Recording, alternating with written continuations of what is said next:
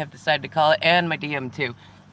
You know, that's one of my favorite things is making new words. I actually got it from my oldest, who is neurodivergent as well. We all are, but he has, I can't remember the name for it, but when you, like, everybody does it, but some people do it a little more than others, and it's when you take one word and you mix it, like you mix mash it with another word, and usually it's unintentional, but when you, he started doing that a lot when he was little, and I've always been a fan of, like, when my kids say something in an incorrect way, I usually say, I think what you meant was this, but I really love the way that you called it that. Please keep calling it that. Because that way they're aware, so they can communicate in the world, but they also recognize that they are special.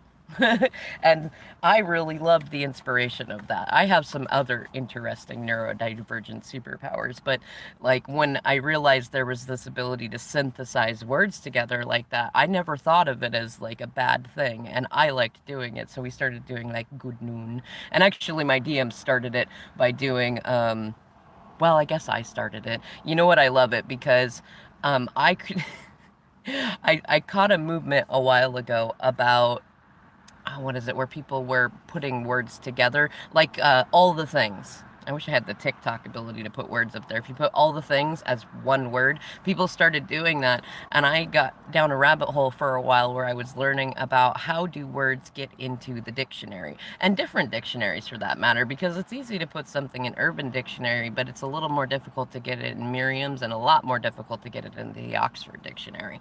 But that it does happen, and it typically happens by people naturally using new words, right? So I started putting and or together as one word, especially because there's a lot of times that I will have a sentence that includes and slash or, so I just made it and or. And when my DM left, kind of one of his ways of telling me that he was sorry for the mess that he got into was he started putting thank you together as one word, which is not usually one word. So we started putting other words together. Good night, good morning, all this stuff. But my youngest and I really liked that. My kids even were like, why does he do that? And I just explained it to him. I'm like, it's just kind of a cute thing to do. And I think he assumes that you guys text me like that too. We just didn't, I mean, spend so much time with them, we don't often text each other unless we're not in the same room. But then I started doing it with my youngest just for fun, and also to help him kind of learn a little bit more. He's introverted, so he doesn't communicate a whole heck of a lot. And we started doing things like good noon, because he was saying, you know, it's weird. I can't even say it like him. He's so cute. Basically, he was saying it was weird that there was this period of like good morning just into like good afternoon, but it seemed like there was already a little afternoon energy. Hello, High Priestess. Nice to see you again. But he was saying it was weird, and I said, I know it is freaking weird that we don't have like a midday thing to say. I mean, we even have brunch, which is that weird time between breakfast and lunch where you'd still have something. Why don't we have a greeting for that time? So we made good noon with a capital N in the middle. It's one word, but good noon. And I really love it. And for whatever reason, my guides have been like, speak more about that. So we're starting this Tarotpalooza thing with that. I don't know. So we're going to read some cards. Hello, Claire. So we're going to do this.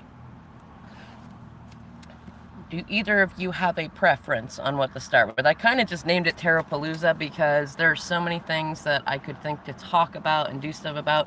Would you guys like a DM update? Would you like an energy update for Divine Feminines? Would you like a Zodiac specific reading? You have any suggestions? Otherwise, I'm just going to like freeball it.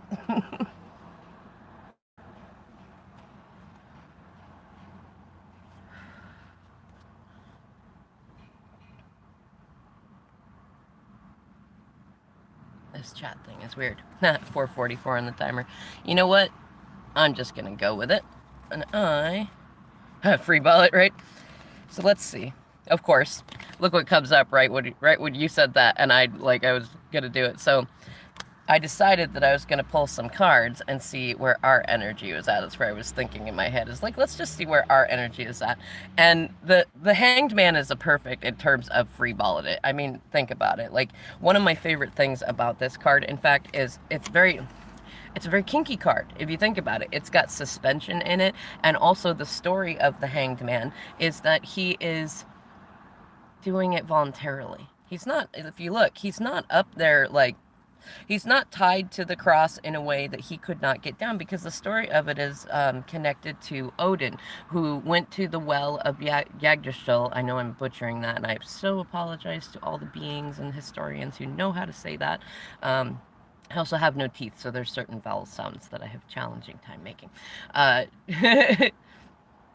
Yay, you made a live, Lolita. Nice to see you. I'm gonna do more of them more often too. So, but yeah, so it was the Hanged Man is Odin in his young stage, hanging over the great well of knowledge from the tree of life, right? But he's doing it intentionally, and the Hanged Man is all about that intentional, I don't like to call it sacrifice. I feel like so many people there's been the word sacrifice and suffering. Like, take those out of your vocabulary for at least a year.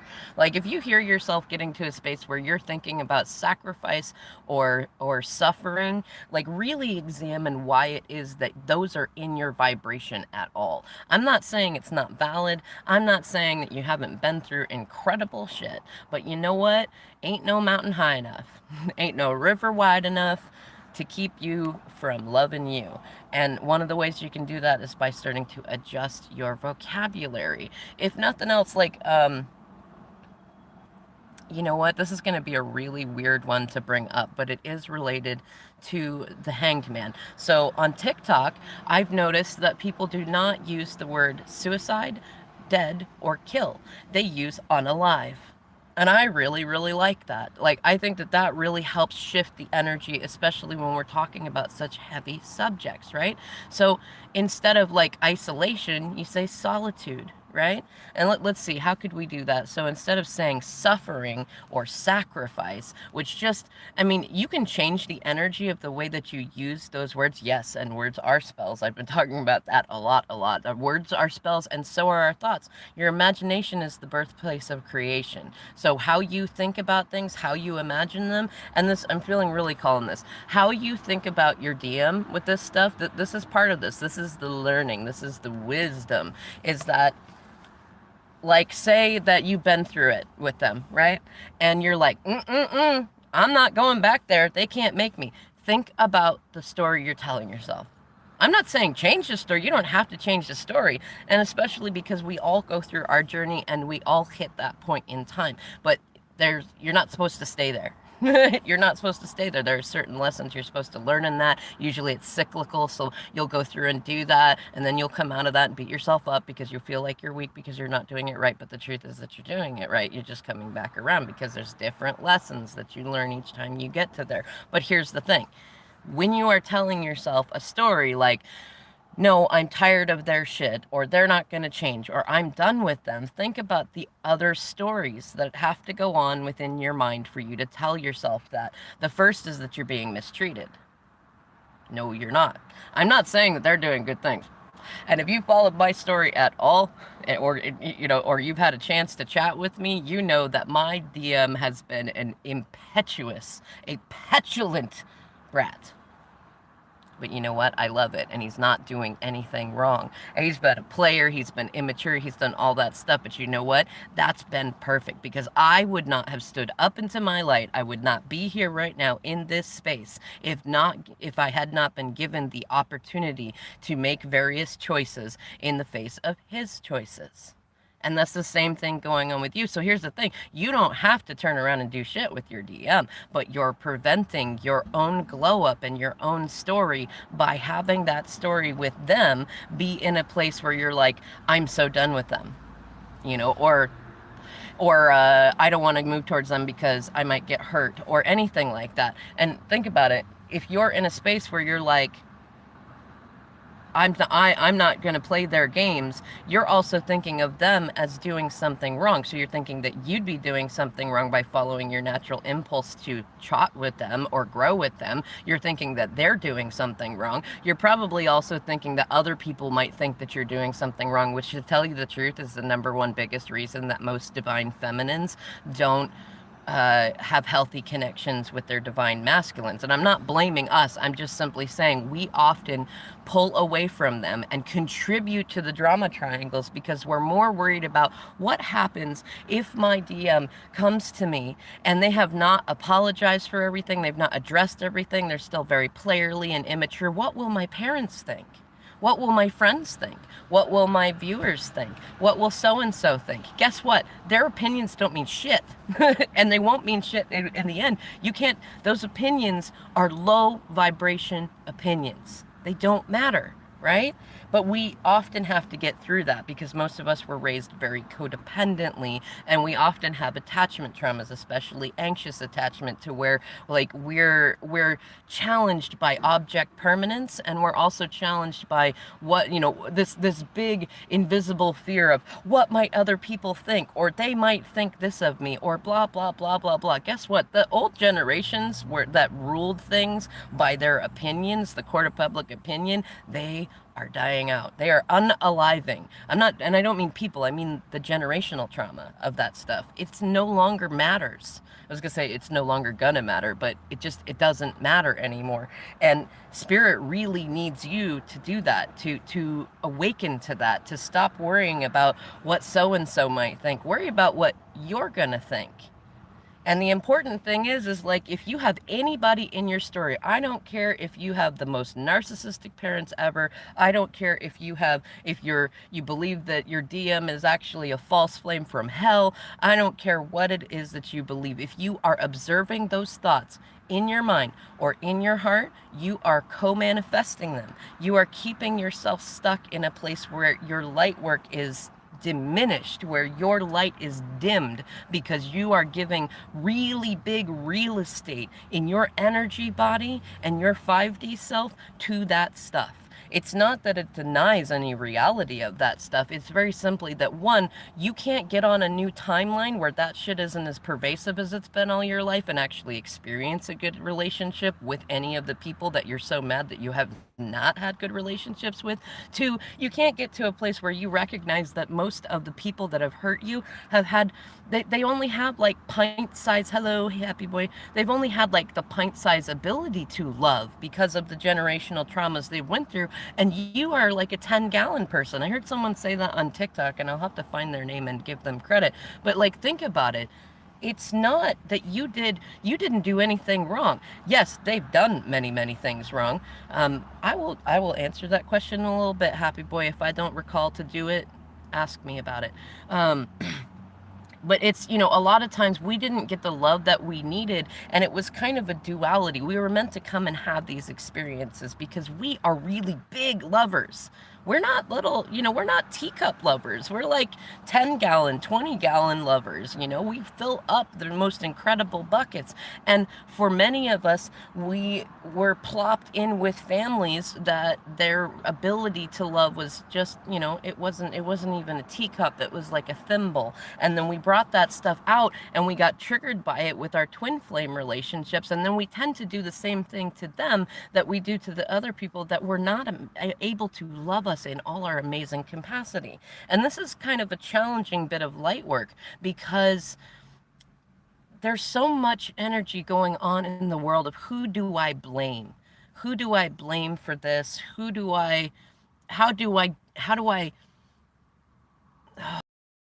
detach? How do I release some of these feelings to elsewhere? That's really what it is. Like when we feel ourselves going, you know what, it's not my fault that I'm like this because my parents were fucked up, or it's not my fault I'm like this because my DM's been like this, or my dating life has sucked all my life, which I'm not saying they're not true. What I'm saying is there are other truths that are more important that will get you further, that will get you the healing. Because what do you want? Do you want the story?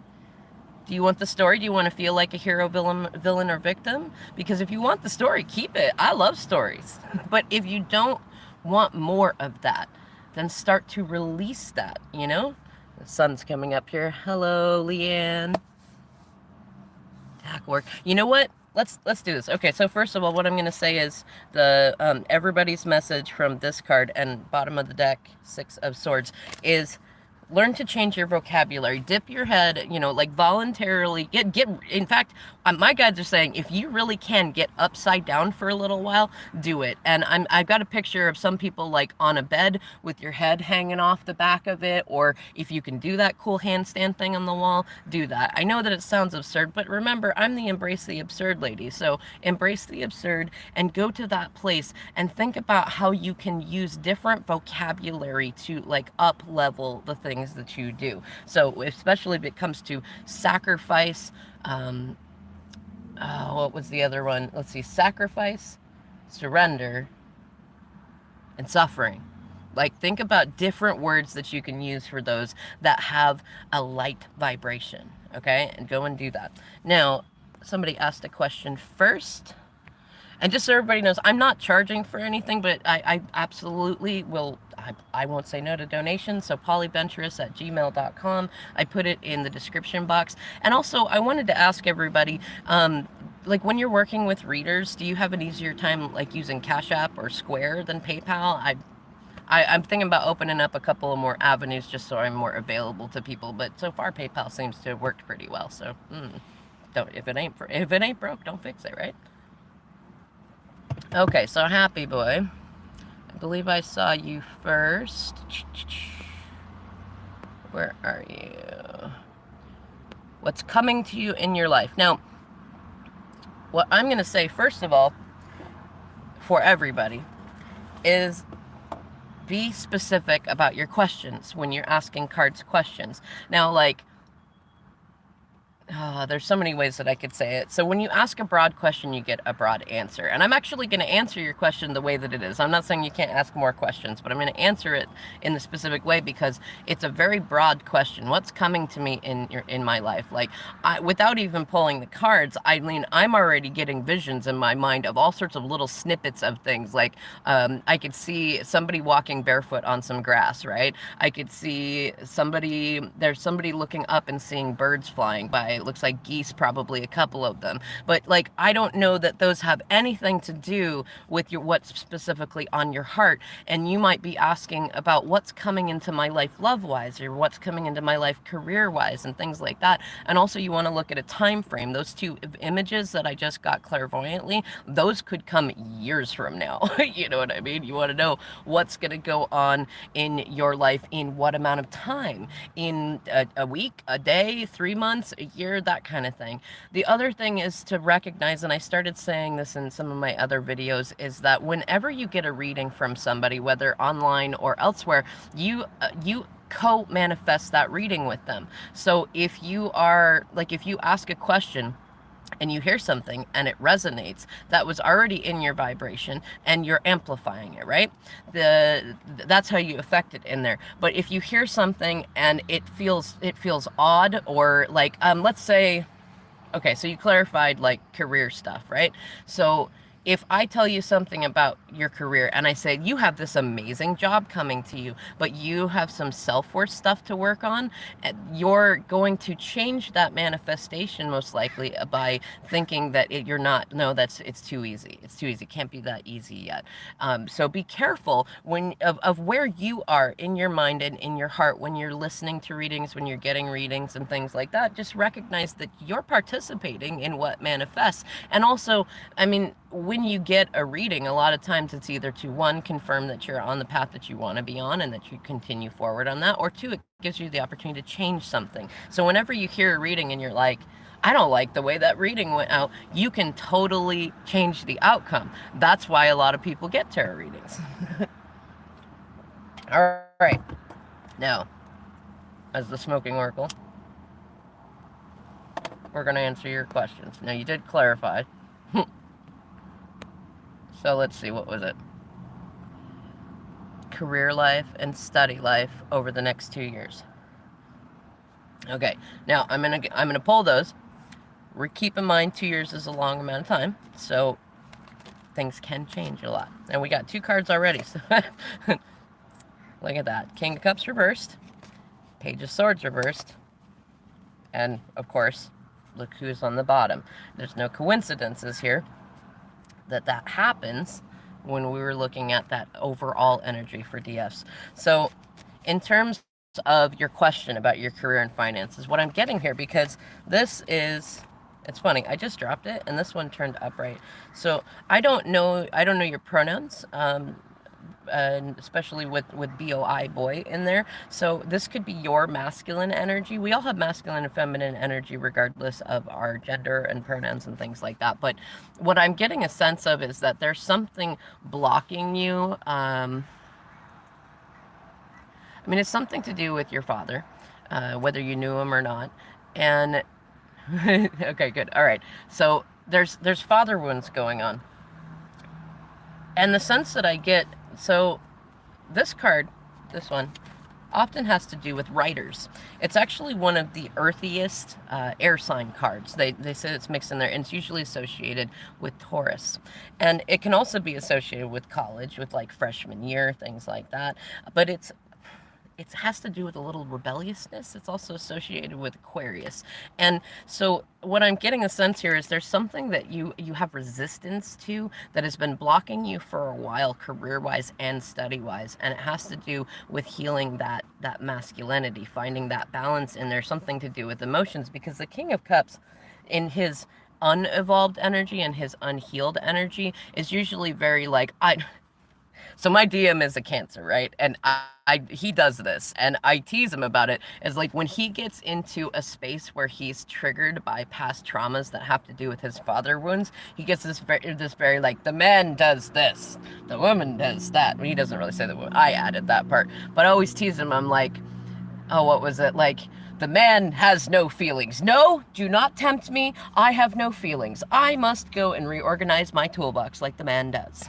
You know, like, because it's very, that is King of Cups reverse kind of energy. Even in upright, we can be very quiet, but that's more like quiet contemplation, thinking about what you want to say. This kind of quiet is like, I don't want to speak my mind because I'm afraid that people will think I'm a jerk. Or I'm having trouble holding boundaries because whenever I hold a boundary with somebody, they tell me it's unfair, or they react with me, or conflict happens. It really triggers what I'm feeling. Look up anxious attachment. That's been such a big energy lately. But the problem is that the only people who get offended when you have a boundary, even an unhealthy boundary, are the people that really need those boundaries the most. And they're the ones that are benefiting the most off of you lacking boundaries, okay? And this is something too that I'm feeling like, it's funny, I don't know why, but the stories with my DM are coming. There's this other thing too. So my DM has had a really hard time with boundaries. It's one of the things that caused us to get into separation mission, because I noticed that, and I really wanted to have better boundaries. I'm neurodivergent. I need good boundaries. I need people, and I needed people around me to have good boundaries, or so I thought. But there's been times when he has like laid down a boundary for him, like, hey, I'm doing this thing between this time of day and that time of day. And he will tell me, you know, he'll be mad, usually about something that his third party has done, or things that are not going well in his life, because he didn't listen to spirit, and he didn't listen to me, and he didn't listen to his own intuition. So he gets frustrated. He gets frustrated with me because I'm very psychic and I tend to know these things, right? So he will often lay down a boundary that I know from the get-go that it's completely absurd. Like, I know it, but you know what? I still observe it. And I don't do it from a space of like passive aggressiveness. Like, I wait. One of my favorite memories over this last year, because it's going on 21 months now for separation mission, and it's almost over. I'm excited about it. I got all the right signs and syncs, but he will get to a space where he will come back to me and say, you know, he'll say, you know, text me at this time. And I'll be like, but wait a minute, didn't you say not to text you between this time and this time because of this thing? And he half the time won't even remember that he said it, because he's been in situations where he gets so reactive that he's just saying things left and right. But here's the thing, he's never been in an environment where people respected his boundaries. And that's one of the things he loves about me, is his divine feminine. So I will oftentimes, like, there are times that I do have to bend it a little bit because we have kids, and I know that he's often reactive. So there's sometimes that I'm like, no, that's not a thing that's going to happen, which is not something I recommend people do with a lot of people. I've known him for over 20 years. I know where all of the lines are of things. I know him very, very well, and this is something that we've talked about a lot, that he's also said that he appreciates when he's in calmer moments. So this isn't, I don't recommend you just like throw out somebody's boundaries. In fact, I recommend that no matter how absurd they seem, that you listen to them just the same way you'd want someone to listen to yours. Because here's the thing, when we first start speaking boundaries, a lot of times they're more reactive than they need to be. So if you have somebody that's been really, you know what I get the sense of? So you said something about you're worried about your dad. Okay, so let's say that something's going on with your dad, and you know, there's a mental health, physical health thing going on, but you have this feeling in your intuition that you don't want to hear about it. And it's not that you don't want to help. It's not that you don't feel compassionate for them. I'm not saying this is how you feel. It might be how you feel, but just take in the words, okay? So it might be that you have an intuition, that a claircognizance, a knowing that you don't want to hear this stuff because it's bringing your vibes down.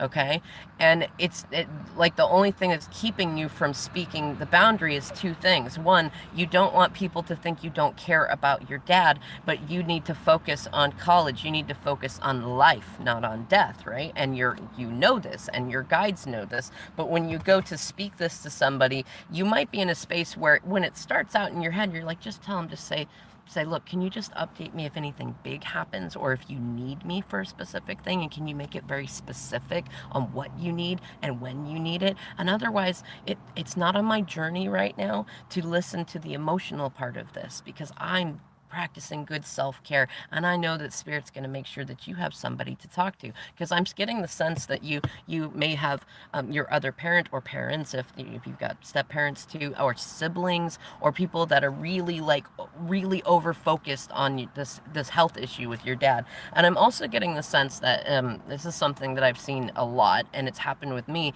is a lot of times we have parents that where's the words? So sometimes our loved ones will sabotage our success. It's not an intentional thing. It's a codependent thing. It's an anxious attachment thing. Because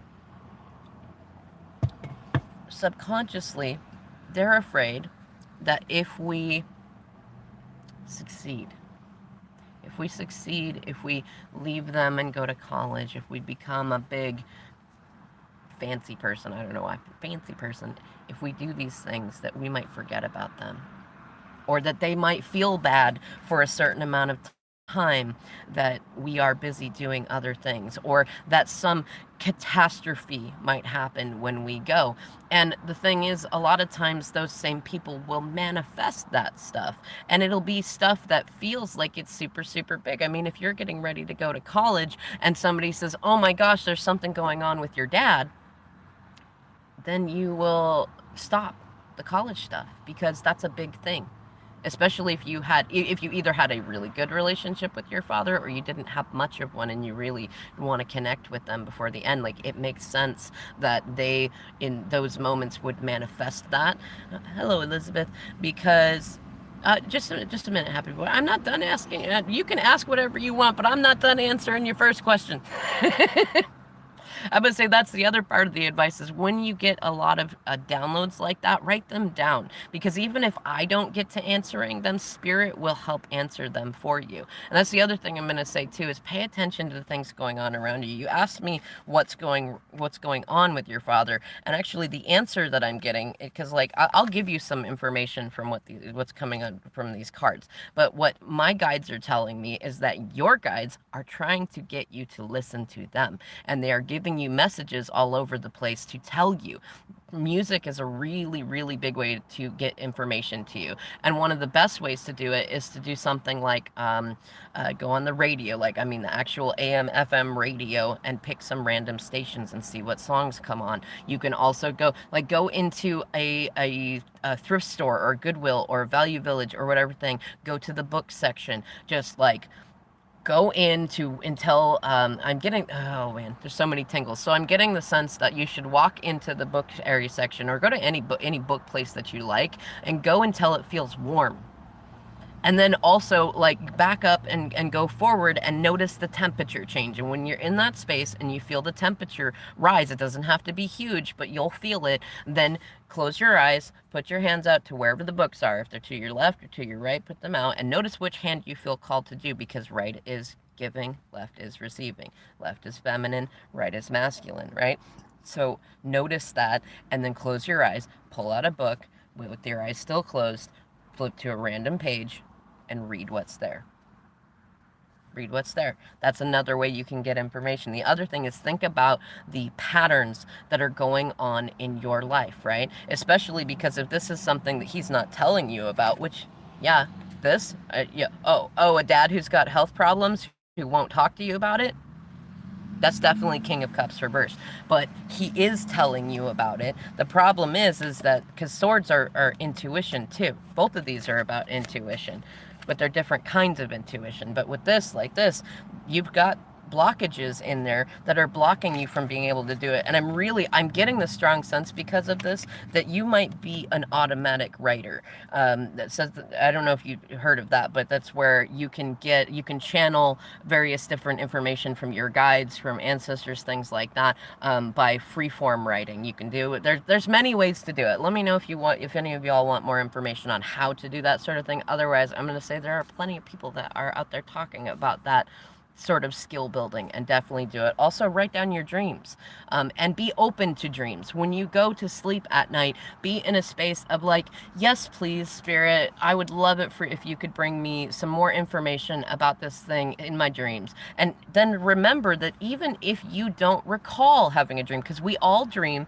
and we dream all night. Nobody is lacking in the ability to dream. What happens is we don't always remember our dreams, and a lot of times that's because we have imbalances in our third eye chakra, or in chakras that are lower than that, because if you have any chakras that are blocked that are below a chakra that you need in order to access this skill, it blocks all the ones up there. So definitely do some chakra cleaning work in there. And really, that picture of the grass is really getting me too. If you have a space, you want to be out in nature more often, just in general, but definitely get to spaces where you can be quiet and be in the grass, lay in the grass, barefoot, walk in the grass. Another, you might all like this, is when you're feeling like you've got a lot of energy that you're not sure what to do with, clap, and then rub it into the grass. Rub it into the grass. Thank Mother Earth for helping you dissipate some of that energy and have the clarity to know what it is that you want to know in that moment.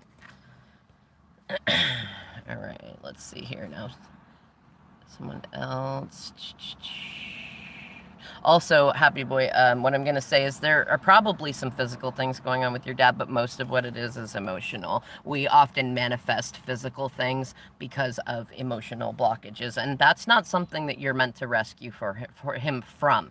It is something that you are meant to learn about, however, because it includes you learning how to do your own light work and unblock yourself from similar things. All right. Somebody else asked a question. Oh, yeah. So, Leanne. Advice. Oh, technique to tackle shadow work. Are you still in here, Leanne? Hello, May on the Moon. I'm not sure what you said, but hello. And hello, Jamie. You can ask Happy Boy, but I'm gonna go through an order here, and I'm gonna give other folks a chance to do more. You can also email me. I do most of my readings by donation only, so I'm not gonna turn anyone away from it. WickedlyDivineFeminine@gmail.com. Reach out to me. That's what I'm here for. So yes, Leanne, are you still here? Because what I would like to know, because that's a big question, like advice on tackling shadow work. And I suppose, let's go collectively. How would you all describe shadow work? Like if you gave it a definition, how would you describe it? And I'm going to shuffle and pull some cards that'll help me explain some things, but I want to know where you guys are at. Like, how would you describe shadow work? What is your, where are you starting in terms of what it's called? Because there's a lot of times that we will use words that we don't really define, and we haven't really looked up how other people would define them, and so we're kind of like looking to do this thing. Okay, hi there, Leanne, and you're specifically then, what is your definition of shadow work right now? You know, and because the thing is, when we are in this ambiguous place, when we don't really know what we're looking for, but we know the word for it, it's hard to know what to do, right?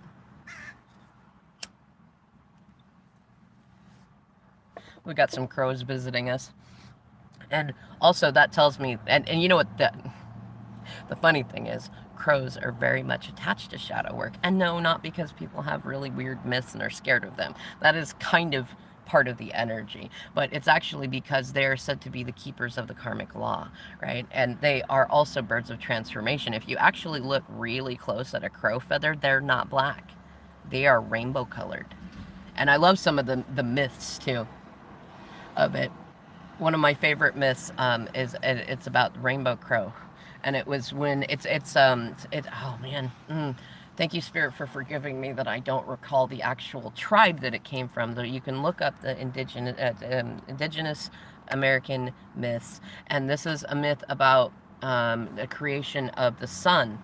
Not creation of the sun, but how the sun got put up where it is so that we could live on Earth. So a lot of the other creatures had gone, and beaver had made mountains, and coyote had made rivers, and all these different things had happened, and the sun was too close and to the earth, and they sent all sorts of birds up. They sent Vulture up, but then Vulture couldn't quite do it. All his feathers and plumage got burned off of his head, and that's why vultures are bald now. Eagle tried to do it, but then it like bleached all the feathers on his head. That's why we have bald eagles. But then Crow decided that he would do it. But Crow at the time was a beautiful songbird, and he had beautiful feathers and plumage. He was a beautiful bird, but he was the only one who could do it. And as he got closer to the sun, his feathers got darker and darker. I'm getting so many tingles telling this. This is a story for somebody that's really going to feel it. So as he got closer, his feathers started to turn black, and he was singing his song towards the sun, and as he did, his song started to turn to a croak. But he did it. He got up there and he pushed the sun up, and he came back down, and Spirit came to him because he was so sad. And Spirit said, "You did an amazing thing. Why are you sad?" And he said, "Because I had the most beautiful voice and the most beautiful feathers." And Spirit said, "What do you mean had?" And Spirit showed him that his feathers, they were not burned black. They were the most amazing rainbow of colors. And that he now had the ability to speak in languages that others didn't, much like ravens do, because ravens also have this ability to mimic human voices and other bird voices. And also, if you've ever spent any time listening to crows, I love listening to crows. I especially love listening to mated pairs, because they will sit there. Their vocabulary is huge. And what's funny is they actually are categorized as a songbird. We mostly think of like sparrows and robins and things like that as songbirds, but no, they're actually songbirds. And they will sit there and they'll be like, I can't even make all of the noises. Like they're really awesome. Okay, so you're saying, see, yes, Jamie, yeah, I love crows too. Yeah, crows in your yard. Crows are really, really good omens too. And they're very, very smart. One of the things I like to think about with crows is energy. Like, think about this energy. They can memorize human faces. And think about how many human faces they see in a day. But they can do it.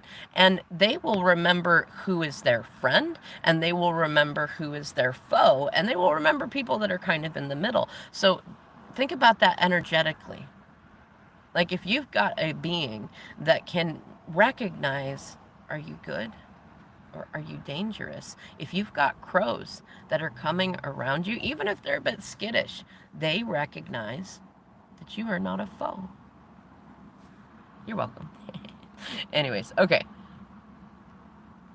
So I'm not seeing an answer to, and anyone saying an answer to what do you feel shadow work is. Jamie, I see your question. Yep, sending you messages. I see your question, May on the Moon. I'll come back to that. Okay, so I want to kind of stick to the shadow work thing for a minute here, though, because a lot of these questions coming in have to do with shadow work. So the best definition that I can give you for shadow work is the definition of light work. So over time, we often build up layers of shadows. This can be ego work, this can be betrayal work, this is like all sorts of things. It really depends on what your soul decided it wanted to experience and how it wanted to be a part of this world in this lifetime, which you'll find out when you've done enough light work and decide you want to go explore that. But for right now, we can't really know that exactly. What we do know is that this has been manifested for you to learn something. So when you have all these layers of shadows, you feel really heavy, right? You're usually thinking about all the worst case scenarios. Who might betray me? Will I be loved? Will everything go good? What should I major in? Is somebody sick? Am I doing the right thing? Does this shirt make my butt look big? You know, things like that. And when we get into that space, we're really heavy. And we tend to attract people around us that are really heavy. If we're in twin flame relationships, our twins will reflect that heaviness and we'll be in kind of a constant state of victim consciousness, right? So as you do light work, which means you go in, you look at your reflections, you learn to build empathy and unconditional love for yourself and everyone else around you. You start to unmask, you start to become who you are, you start to love your quirks and your weirdnesses. If you grow a beard like me, which I just shaved when I couldn't do it after 6 days. Like I just couldn't do it. I was like, like all day because I'm neurodivergent and it just becomes like a fidget thing. But like, let's say you got facial hair, or let's say that you're changing spiritual paths, or you're starting a new business, or you're doing this and that. Like as you begin to heal and you become lighter in who you are, that's light work. You're shedding layers of shadow that are no longer necessary. And the more you do that, the more you actually realize that you don't want to be completely shadow free. If you were completely shadow free and totally benevolent and you never had any ego whatsoever, you would go back to source. Because we came into this lifetime to have the experience of separateness from the rest of the universe and the collective consciousness. We came, yeah, see? And we came into this universe to experience what it's like to enjoy the deliciousness of Oreos, which is also an ego thing. That's right. You cannot enjoy anything without ego. And I don't mean, you know, and a lot of this becomes part of your light work. Because when you get into doing enough light work, you recognize that there is good and bad energy to all things, and that there really isn't bad energy. It's more in the scientific sense of like a negative and a positive. Like think of electrons, neutrons, things like that. They're different energies. There is no good or bad. There's positive and negative, but not as in like happy positive and bad negative. No, that just as in two different energies, like masculine and feminine, which is why masculine and feminine are not attached to actual genders. They're energies. We just don't have a different vocabulary for them at this moment. So that's what we go with. But shadow work is becoming lighter.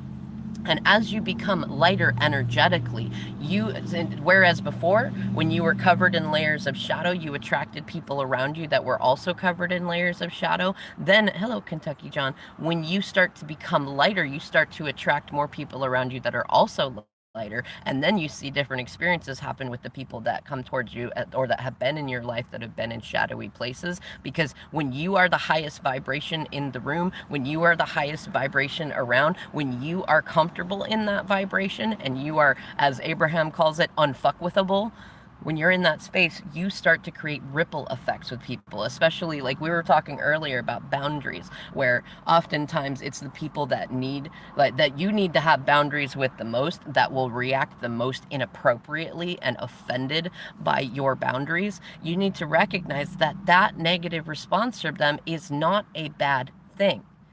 if they're having that response to it, it doesn't mean you're being a jerk.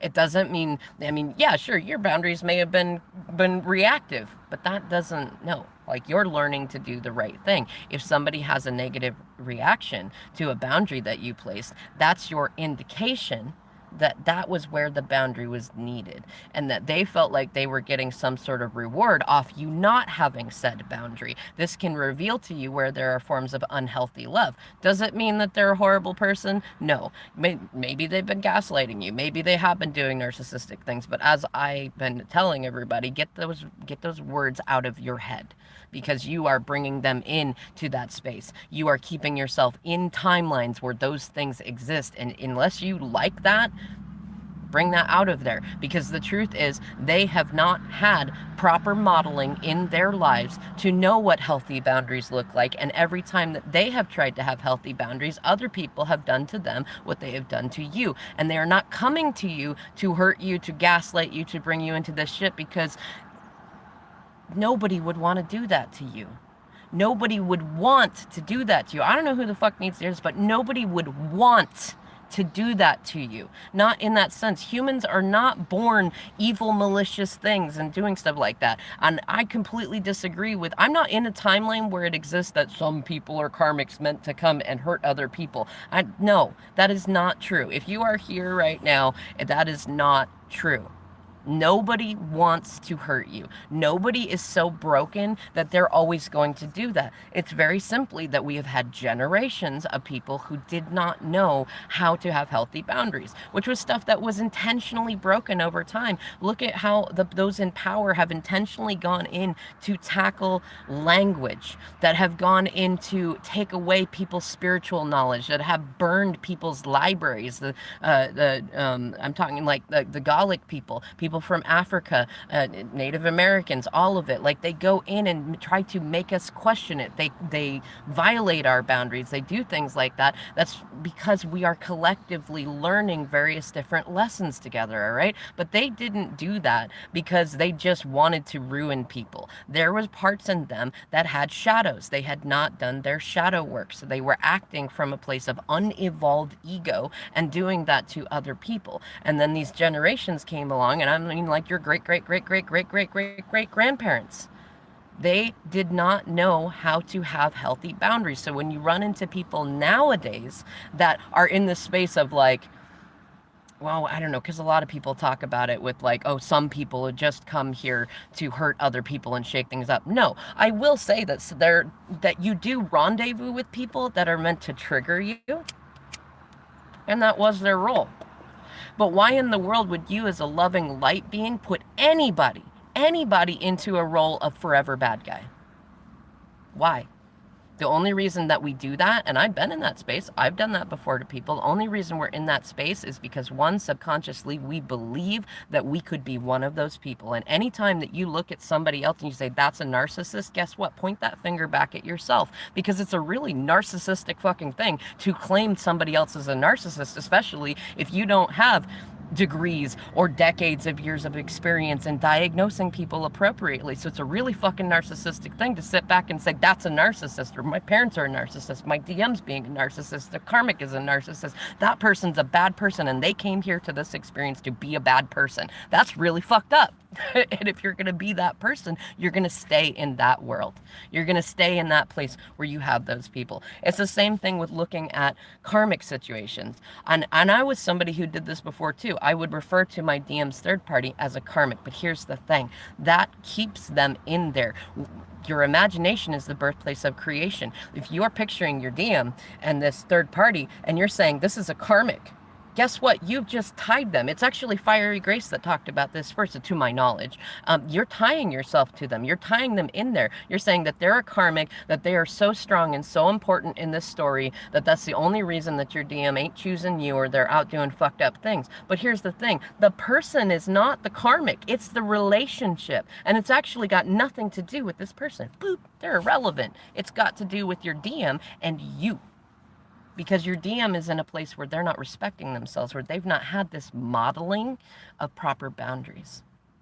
And so their boundaries are really, really crappy. And it's the same thing that I was saying in the beginning, is that people have bad boundaries, right? But we, in our birthplace of creation go in and change the story depending on how we think about it. And this is part of shadow work. When you've got shadow work to do, you can tell, because when you think, oh, they're with a karmic one, there you go. You're already in a shadowy place. Why are you the arbiter of who is what? What gives you the ability, like, why would you think that you get to be on a pedestal and say who is right or who is wrong or this and that? And the only reason we do that is because of low self-worth. Because we can feel our connection with our twin flame. And we're used to what 3D union is supposed to look like, 3D relationship is supposed to look like. And we also have challenges with object permanence, and we have anxious attachment. And so if we don't have them sitting right next to us all the time, or sleeping next to us, or talking to us all the time, then we feel like that's some sort of indication that our intuition was wrong, that our heart was wrong, that the readers were wrong, blah, blah, blah, blah, blah. That's shadow work stuff. That's shadows in there. It's all self-worth stuff. Because when you start to allow those layers to release and you start to allow that energy to move away, you start to see what I'm telling you. Nobody wants to hurt you on purpose. The people that hurt you on purpose are the ones that never healed.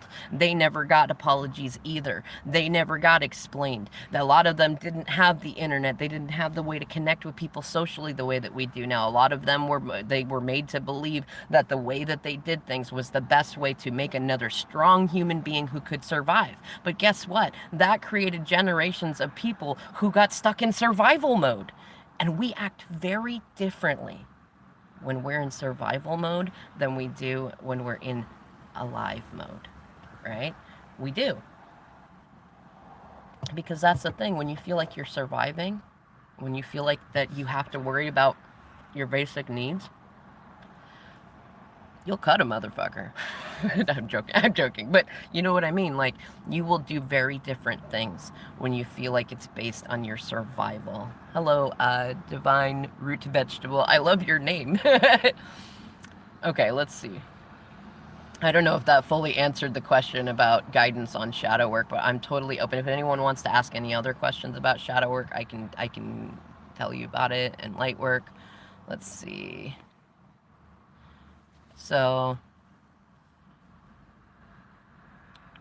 oh, Happy Boy, you said that you're worried about your dad with his job and he's an alcoholic. And what I'm going to say right now, go in and do your shadow work in terms of healing from seeing alcoholics as broken or bad people. Like I said, birthplace of creation is up here. If you're deeming that he's an alcoholic, I'm not saying it's not true. I'm not saying that it's not relevant, but you're re-manifesting that. So what I want you to do is start to get to a comfortable place where you're like, you know what, being an alcoholic is not the worst thing in the world, and I have faith in him to put it down for his own reasons, not because, not necessarily because of health or things like that. And I know that Spirit's going to work with him, and then you'll start to see that manifest, but it will manifest when your vibration is not so waffly with it.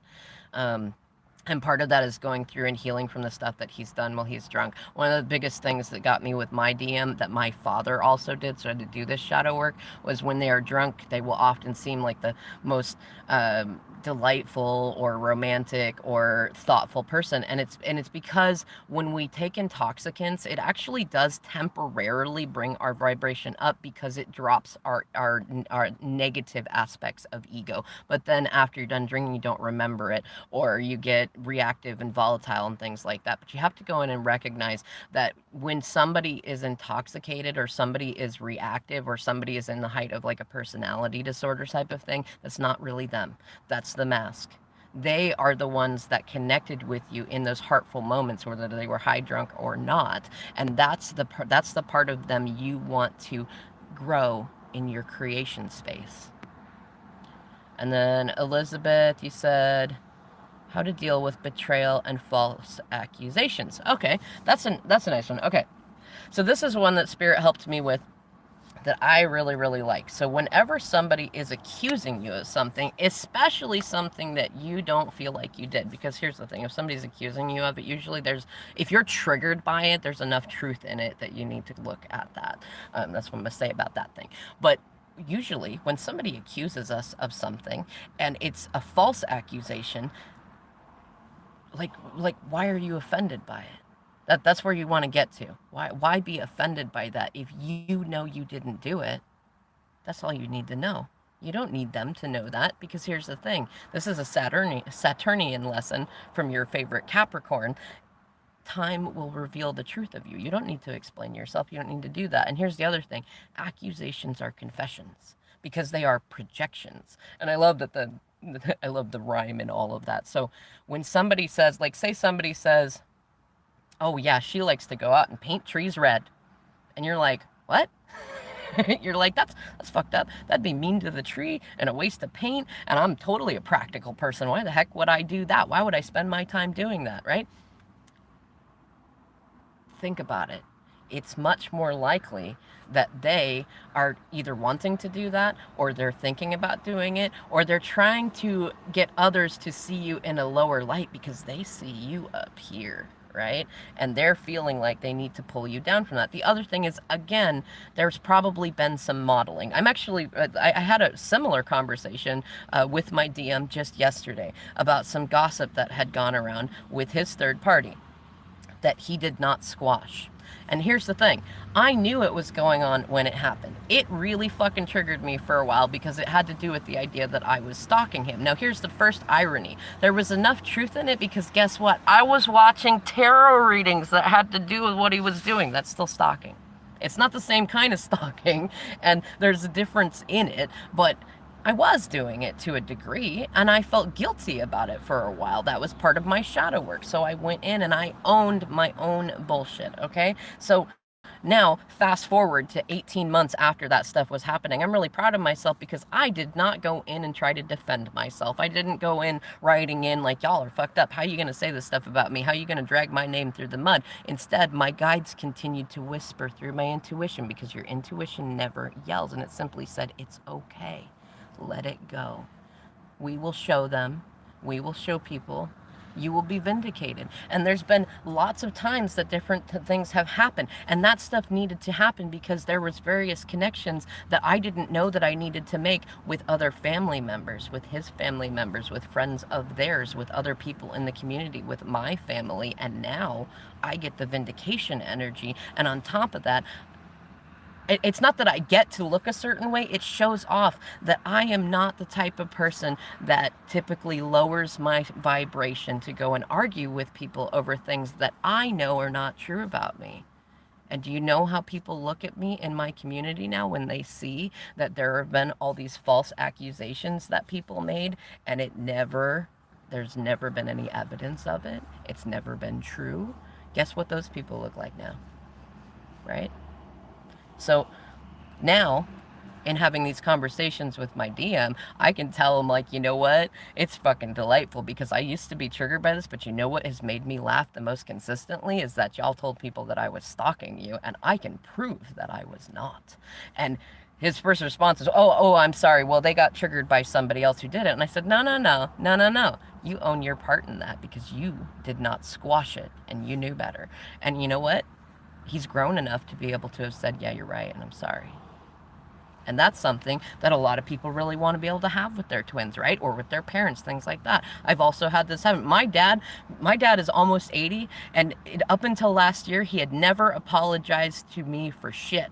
and I just, it wasn't a part of reality that I expected to have with him, but he came to me a couple of times and told me he was sorry for making me feel like I was stupid in a lot of situations. And you know what? It was that sort of healing thing that helped me recognize how many father wounds that I had that caused me to contribute to drama with my twin flame, because I was afraid that he was going to repeat the painful things that my dad did, because oftentimes our twin flames really fit that whole, women marry men like their fathers and men marry women like their mothers. It's part of the healing journey of things. And when I went in and healed that father wound stuff, I realized that, one, my dad wasn't making me feel any way, but it was valid that I felt that way, because as a child, we learn through osmosis, and we start to believe and identify that we are the way that our parents treat us. So it makes sense that I thought about it in that way. And I love that it's part of my journey that I went to a space of recognizing that he never actually made me feel that way.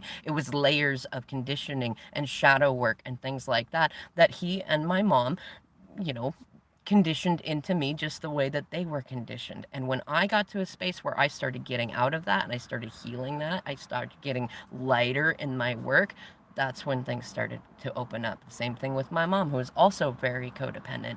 And it's gotten to a much healthier space with my entire family, right? And also with my friends and with myself. And now I'm comfortable in whatever's going on around me. That's the sort of thing that it started with false accusations. Part of the reason that I told my DM to go when Separation Mission started was because there was so many false accusations going on. He was one of the worst about it, because he was not a great communicator. And he would often start his sentences with a negative thing, like, well, I really love her, but. Or, man, she's doing this thing, and I just really need, I really need to vent about it. But then he'd vent about it, and he'd vent about it to people who would pick that up and run with it because they'd be triggered by it. And then he wouldn't correct them and say, no, it's not that bad. I just, she's not great at making the bed. I was just hoping you could help me figure out some ways to talk to her, because she's neurodivergent and I want to be sensitive to that, because that's really who my DM is. But he's the second youngest of a lot of siblings, and so he was used to being made to be quiet.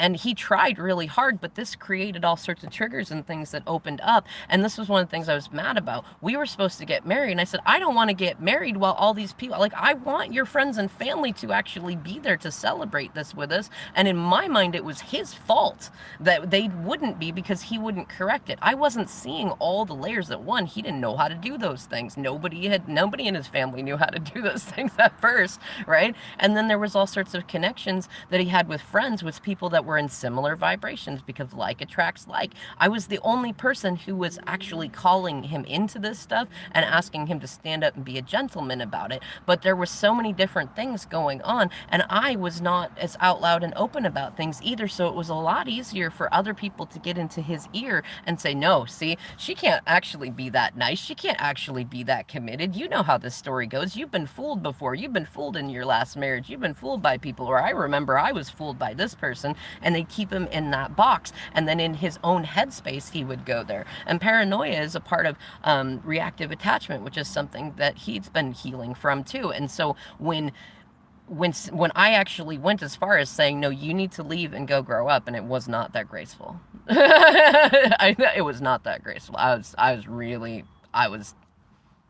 This was like our 19th year, and I was not graceful about it. But effectively, when I said go, that triggered really huge abandonment wounds for him, which reflected in me, and we went to that space, right? So it was easy from that survival space for someone like him to believe somebody else telling him that I was doing these things to hurt him, that I was just being nice to trick him, that I was sharing hard emotions because I was trying to lure him into something, that I was turning people against him, that I was corrupting people. And these are real things that I have faced with him and with others. And at first, I tried to explain myself all over the place. I tried to, no, I'm not like that. How can you not see me? You've been with me. You've known me this long. How can you not see me that way? Why would you listen to these people? They've actually hurt you. Let's look at what they've done with you. Let's look at the scams. Let's look at this stuff. But guess what?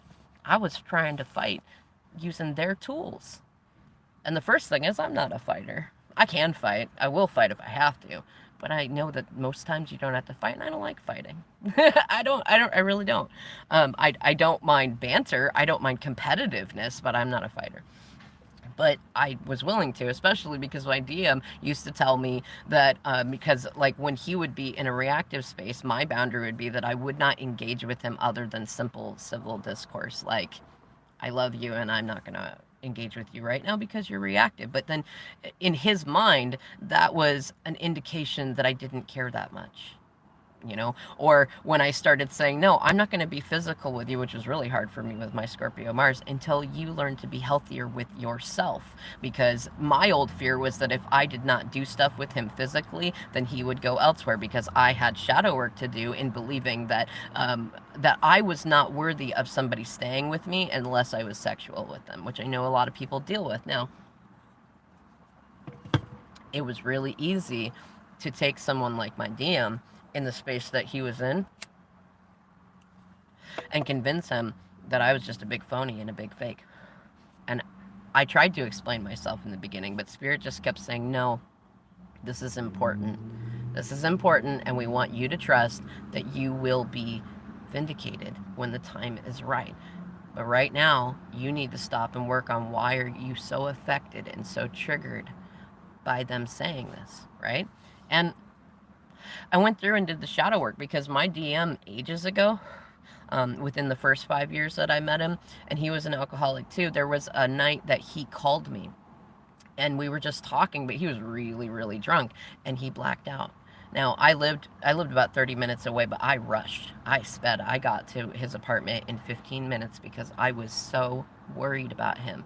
And then his sister, who lived in an apartment across the way, came out and saw me. Now, I didn't think this was a super big deal, but I was worried about him.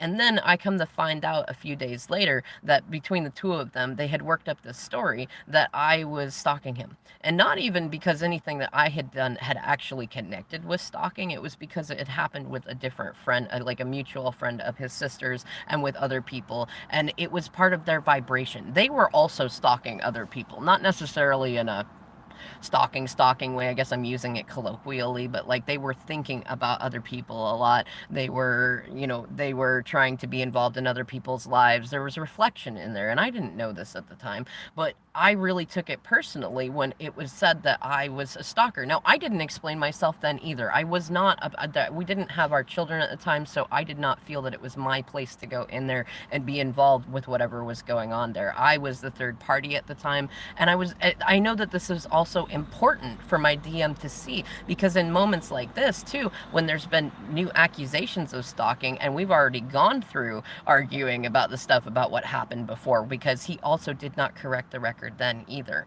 He did not, he was married at the time, and so he did not want to even admit that he had feelings for me or that I was a really good person, because that would mean certain things about him, wouldn't it? Right? So he let it go. And I didn't say anything because I had my own traumas and I had my own inability. I was not able to speak up and say, you know what, that's fucked up. If I'd been able to say it just like that, rather than being like, how dare you, this and that. If I'd just been in a place where, that's really fucked up and it really makes you look really bad that you would allow that sort of gossip to go on when you know it's not true. And that's been a challenge that he's been working on. In fact, I laugh because a whole bunch of things happened recently to where he's the one that told me, yeah, you fucking told me so. Like, you can tell me it now too. I'm not as afraid of it. I'm just owning it. You've told me over and over and over again all these things that would happen, and every time you predict something to me, it happens. And even in the times when I think that it's gone long enough that it's not happened, then it happens. So there are plenty of things that in a human 3D space, when I was saying, hey, that's not cool, now it's one of those, it's silly, but here's the bigger thing. Do you really want to keep going through the karma of learning that lesson? Like, you need to go through and correct the record, because it says a lot about how you are and how you feel about yourself. And if you're the kind of person that's okay with letting other people speak things into existence that are not true and not kind and not good, and you're okay with that, if you're okay with covering up for other people's malevolent behavior, it makes you an accomplice to those things. That's dishonorable, which there are human experiences. If he wants to be in a dishonorable vibe, that's fine. It doesn't mean that I have to be in a dishonorable vibe, but it's simply taking it to a place of like, this is about your healing. You came to interact with me because I am a genuine person who is not doing the things that you guys are projecting and triggering about. So your accusations are confessions to how you feel about things, and they show wounds in you that need to be healed. Now he's starting to learn to understand that sort of spiritual language and healing those things, not just for himself, but for the people that he's been around. And I'm already seeing from Spirit that that's going to heal a lot of things. So to get back to the space of what do you do with false accusations, the answer is one, nothing. Don't worry about them. They don't mean shit about you. And the only people that are going to be saying anything that's a false accusation are unhealed. Like, let them have their healing. If you, like, right now, it may feel really crappy. I get that. But when you get through your light work and you are not the person that's gone in and been like really sad or reactive, or you've not been like, I'm not going to talk to my DM because they're around all these people, when you've just been you, you've been doing your thing, you've been healing, and you're not worried about the gossip, you're not remanifesting it. Two, if you're not worried about it, you're not reflecting it. And three, there's going to come a point in time when the way that you carried yourself, the graciousness, the elegance, the charm, the charisma in the face of all that adversary, it's going to change people. It will transform your haters into people who actually respect you. And when they move forward out of the chapters that you've been in, when they, when their karmic contract, as in the relationship with you and with your DM or DF, is over, they're not going to leave it in a space that they are used to leaving it with everybody else, because Spirit is going to make sure that you get vindicated. Especially because, think about, with karma is lessons to learn, right? So there's something in this lesson. And I know for you particularly too, we've talked a couple of times, and this is a repeat thing that's come up for you. This is Spirit showing you that this is shadow work for you to do. Get to a space to where if somebody says something about you that is false, and there's not an, I mean, go seriously and look. Because like, if let's say somebody's accusing you of being manipulative. Here's an example of this for anybody. The first thing is to recognize we're all manipulative. First of all, we have fingers. Do you know why we have fingers? So we can manipulate objects in our hands. So there's a literal translation. Yes, you are manipulative, and it's not a bad thing. Two, if you are in a space of feeling really emotional, and you are sharing that with somebody, hoping for an outcome, hoping that they will love you, hoping they will see you a different way, hoping they won't believe false accusations, you are being manipulative. I'm not saying you're being manipulative in a bad way at all, but you are being manipulative because you're trying to manipulate the way they see you, because it makes you feel bad about you. It triggers your self-worth challenges when you feel like they don't like you, or when you feel like they believe bad things about you. And once you can look at that and you can really sit with those feelings of, oh, I do manipulate, and you can own where you really are manipulating, then you can go, okay, now let's look at the reality of this. What they're accusing me of is being an intentionally malevolent manipulator. And you can see how absurd that is, because even somebody who's really emotional and trying to get somebody to, to give them positive feedback that they are like that, they're not malevolently trying to manipulate anybody. And if you're not trying to do that, then it's absurd. And what do we do with absurd things? We embrace them and we laugh about them. Okay? So, and an example too, like with the stalkery thing, I think that's delightful. In fact, my DM told me just recently that part of the reason that a lot of the chaos has gone on is because, even despite how little we've talked, how little we've connected, his third party feels less important than me. And here's two things about that. One, I used to feel that way about his ex-wife and about the third parties that were around. I used to feel like unless we had certain statuses, unless he was telling the world all the time how passionate he loved me, unless we were married, unless we did these things, that I was not important to him, that I was not important enough. So here's the delightfulness in that. It's like, what? Look at that. Somebody thinks that I'm more important than them? Wow. All right. The other thing is, I recognize that feeling. And because I can recognize that reflection, I can also recognize that if she's capable of having those feelings, then that's why she's been brought on this journey. Because me going through that stuff with my DM helped me learn to heal that. And I don't believe in broken people that just come here and stay broken to trigger people. What I believe is that we're all connected, and that if your twin flame ends up with a false flame or a shadow flame or a soulmate that they're not necessarily intended to stay with, it's because they are also intended to be a twin flame.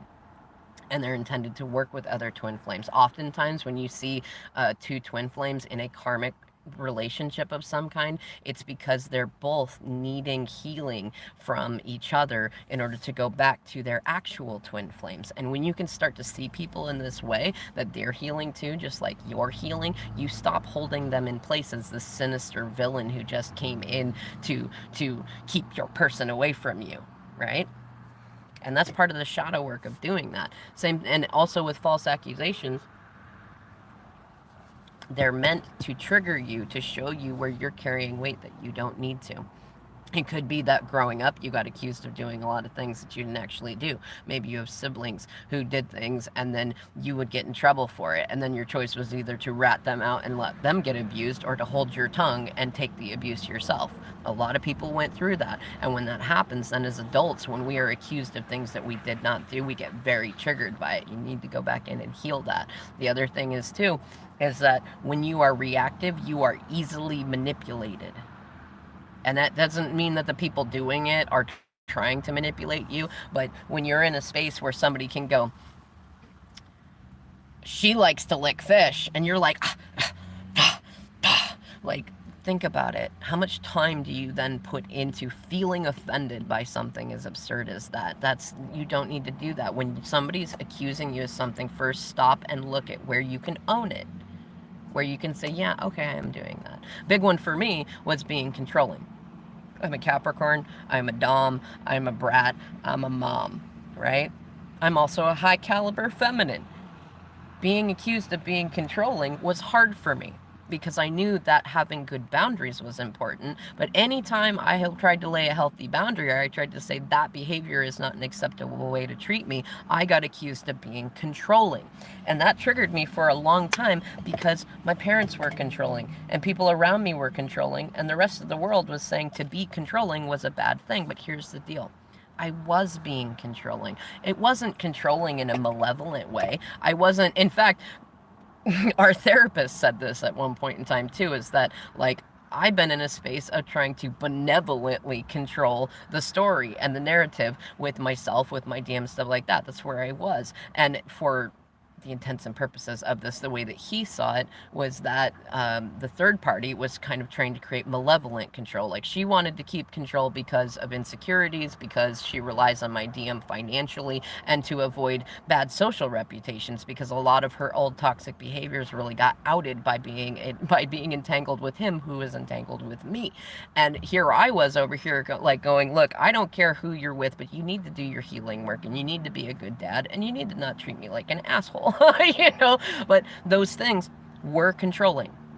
And but when I heard controlling, like, you're controlling, I would get triggered because that felt like a bad thing, because controlling is really connected to toxicity. But here's the deal. I am fucking controlling. I'm not controlling in a malevolent way, though. And now I don't even do benevolent control. There's so many times that I'll be like, I should really tell my DM this so he avoids trouble. And now it's like, no, you know what? If it's meant for him to hear it and to hear it from me, then spirit will line us up. And then we'll tell him that. Otherwise, it's just adorable. Like, man, you didn't see that coming, or you didn't think to ask me about something. That's okay. And now, like, we just talked about that stuff. He actually brought up that he felt like everybody around him is being controlling, including me. And I stopped for a second and I busted out laughing, because I can remember when he would say something just genuinely like that, and it wasn't meant to be an insult. It was the way he's perceiving things, but I would take it as a personal insult and challenge. I'm not controlling. What the fuck are you talking about? Have you looked at the way that you are lately? Like, that was old me, right? And think about that. That's aggressive. That is controlling. That is intimidating. But now I'm in a space of going, you know what? I told them, I said, you know what? I did used to be really fucking controlling, didn't I? And how adorable is it that I used to get so triggered when somebody'd call me out on it? I also used to be the first person who would call everybody out on every little thing, thinking that that was helping. Guess where I got that from? From my mom, right? And from my dad too, but he did it in a little different way. But we don't need to speak everything. That's the lesson in learning to move in silence. You don't need to speak everything. You don't need to share everything. You don't have to share every single opinion, and not because people don't want to hear it, simply because there's so many other things you could be doing. And the spirit will let you know when the gate is open. Spirit will show you how to sense when is it time. You might get a download for something to say to your twin flame or to somebody else that you feel like you're like, oh, I should say this in this moment. And spirit will block you from saying it. And then 3 or 4 months later, when you've forgotten about it, put you in a position where you will remember that you had a brilliant thing to share with them. And that was the moment you were supposed to do that, because the gate was open, which means they were able to hear it. There wasn't anything blocking them. Y'all had a reasonable enough connection that they weren't in a fear space or a paranoia space. You were there, right? That was a lot of stuff to come out. I'm gonna see what the next one coming up is. If anyone has more questions, let me know. I love all your guys' comments. I'm glad that nobody was offended by it. Let's see. Yep, contact. Okay, if I missed anybody's questions, let me know. So I'm saying, let's see. Divine root vegetable. My DM is dealing with alcoholism. You have faith in him to put it down when it's time for him to, for himself. You know what? That's beautiful. That's beautiful. Keep thinking of it that way. But what I'm gonna say is upgrade that a little bit. You're like right before the finish line of that sort of manifesting thought. So rather than I have faith in him to put it down when it's time for him to, bring it to a place of okay, thank you for the right words for this. So because you're doing great. You're doing great. Instead of I have faith in him to put it down, say I am so proud of myself that I knew it. I knew he could put it down. I knew he was starting to put it down, and now I'm starting to see it. And then look for the evidence of that. It doesn't have to be a literal like you're not seeing, you're not hearing anything about drinking, but just think. I feel like this is something for you to learn in this, but you got to take it from a space of I have faith in him to put it down when it's time for him, for himself. Like you're in a great place in that you're recognizing that he needs to put it down for him and not for you. That's a lesson that it takes a lot of people to learn, rather than why doesn't he choose me over drinking? No, he needs to find his own reasons to do that. That's beautiful. You're right. So bring it to a place of recognizing he has found his reasons. Yes, he's still getting to a place of being able to bring them out into a 3D sense, but you can help it by getting ahead of the story. Get out ahead of the manifestation, as I was going to say as Maverick says. I hope to find Maverick's watching. I love you, but I meant Abraham Hicks. Get out in front of the manifestation. So yes, you're in a reality present space right now. You have faith in him to do it. You already know that he can do it and that he's going to find reasons for himself and that he deserves to be happy. Here's the other thing you need to recognize. The more you focus on you finding you for your own reasons and him finding himself for his own reasons, that's what's going to bring you naturally back together, because when he is himself and he is connected to spirit and his 5D self, he will naturally want to be with you. And when that healing is in there, the ego won't be in the way, creating blockages. Now, who knows how long that might take? Time is irrelevant on this, but you can get ahead and actually, it's not actually speeding it up. It's actually exactly the right time that you were supposed to be going when you hear this. But when you get to the space of going, well, look at that. He's already doing it. He's finding reasons for himself, and I'm hearing the thoughts in my mind. I'm hearing him tell me, look at me. I found reasons to put my drinking down because I love me. And you know what? That might not look exactly like everybody might look. Like a lot of people feel like an alcoholic, in order to be healed, would never drink again. But there are plenty of them who simply get down to being responsible drinkers. They might only have a drink or two, and that's fine. Like, be open to more outcomes than simply like complete sobriety. And we don't know exactly what reasons that spirit is using these tools in there. Maybe your DM is supposed to be able to help other alcoholics heal in a new way that nobody's seen before, and that will include having drinking in there. So see it as a higher purpose, rather than, oh my gosh, my DM's dealing with alcoholism and this is a bad thing. I'm not saying it's a great thing. It's not. But it's also not the worst thing in the world. And when we can transform our visions of things, they get better. It's much like seeing people as like narcissists and stuff. When you can take it, say, you know what? I'm no longer in a timeline of reality where that sort of thing exists. There's not broken people, and I'm not qualified to claim that somebody is that or is not that. They are simply people who have not had proper modeling on healthy behaviors, and they have, they're logically acting with that knowing towards me. So when you do the same thing with alcoholism, it's like, society is the one that told us that that is a horrible thing, right? And we've got all this data, yes, that it's really bad on the physical body and things like that, but like those are truths that you don't have to focus on. What you can focus on is that sometimes we need to have energetic changes physically, and that we use intoxicants to get those changes, and that your DM is just as fucking powerful as you. He's a fucking twin flame. You're here. That's how I know that he's a fucking twin flame. And if he's a twin flame and you're a twin flame, that means you're both on a healing journey. And that means that you both have the incredible capacity to line up with spirit in ways that seem miraculous to other people. So it's not that you need to wait for this slow, he's got to find himself thing. No, believe in the magic of it. You're already hearing the thoughts in his head that he's working out. And every time you have a conversation with him in your head or out loud or in your journal or things like that, the ways that you talk about him help him work things out. So rather than being in a place of like, well, he's dealing with alcoholism, which is a great step, rather than, you're not saying he's an alcoholic, that's good. You're already letting the identity of that fade, but up level it from he's dealing with alcoholism to he's overcoming alcoholism. You see what I mean? It's such a simple step. He's overcoming alcoholism. And then get ahead of that even more and get into a space of he's already overcome alcoholism. How fucking great is that? It's so near and so close to me that even with the 3D showing that he's there presently, I can see that 6 months from now,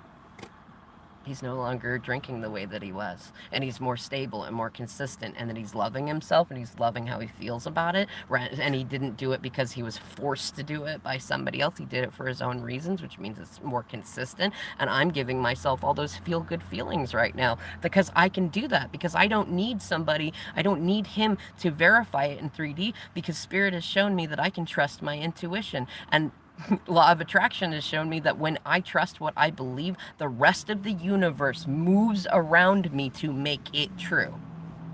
And I don't know if you're in a space where you've been able to have that confirmed for you, but I have. And I will talk about it all day long if need be, to show I can prove to people how the universe moves around you, not the other way around. Let's see.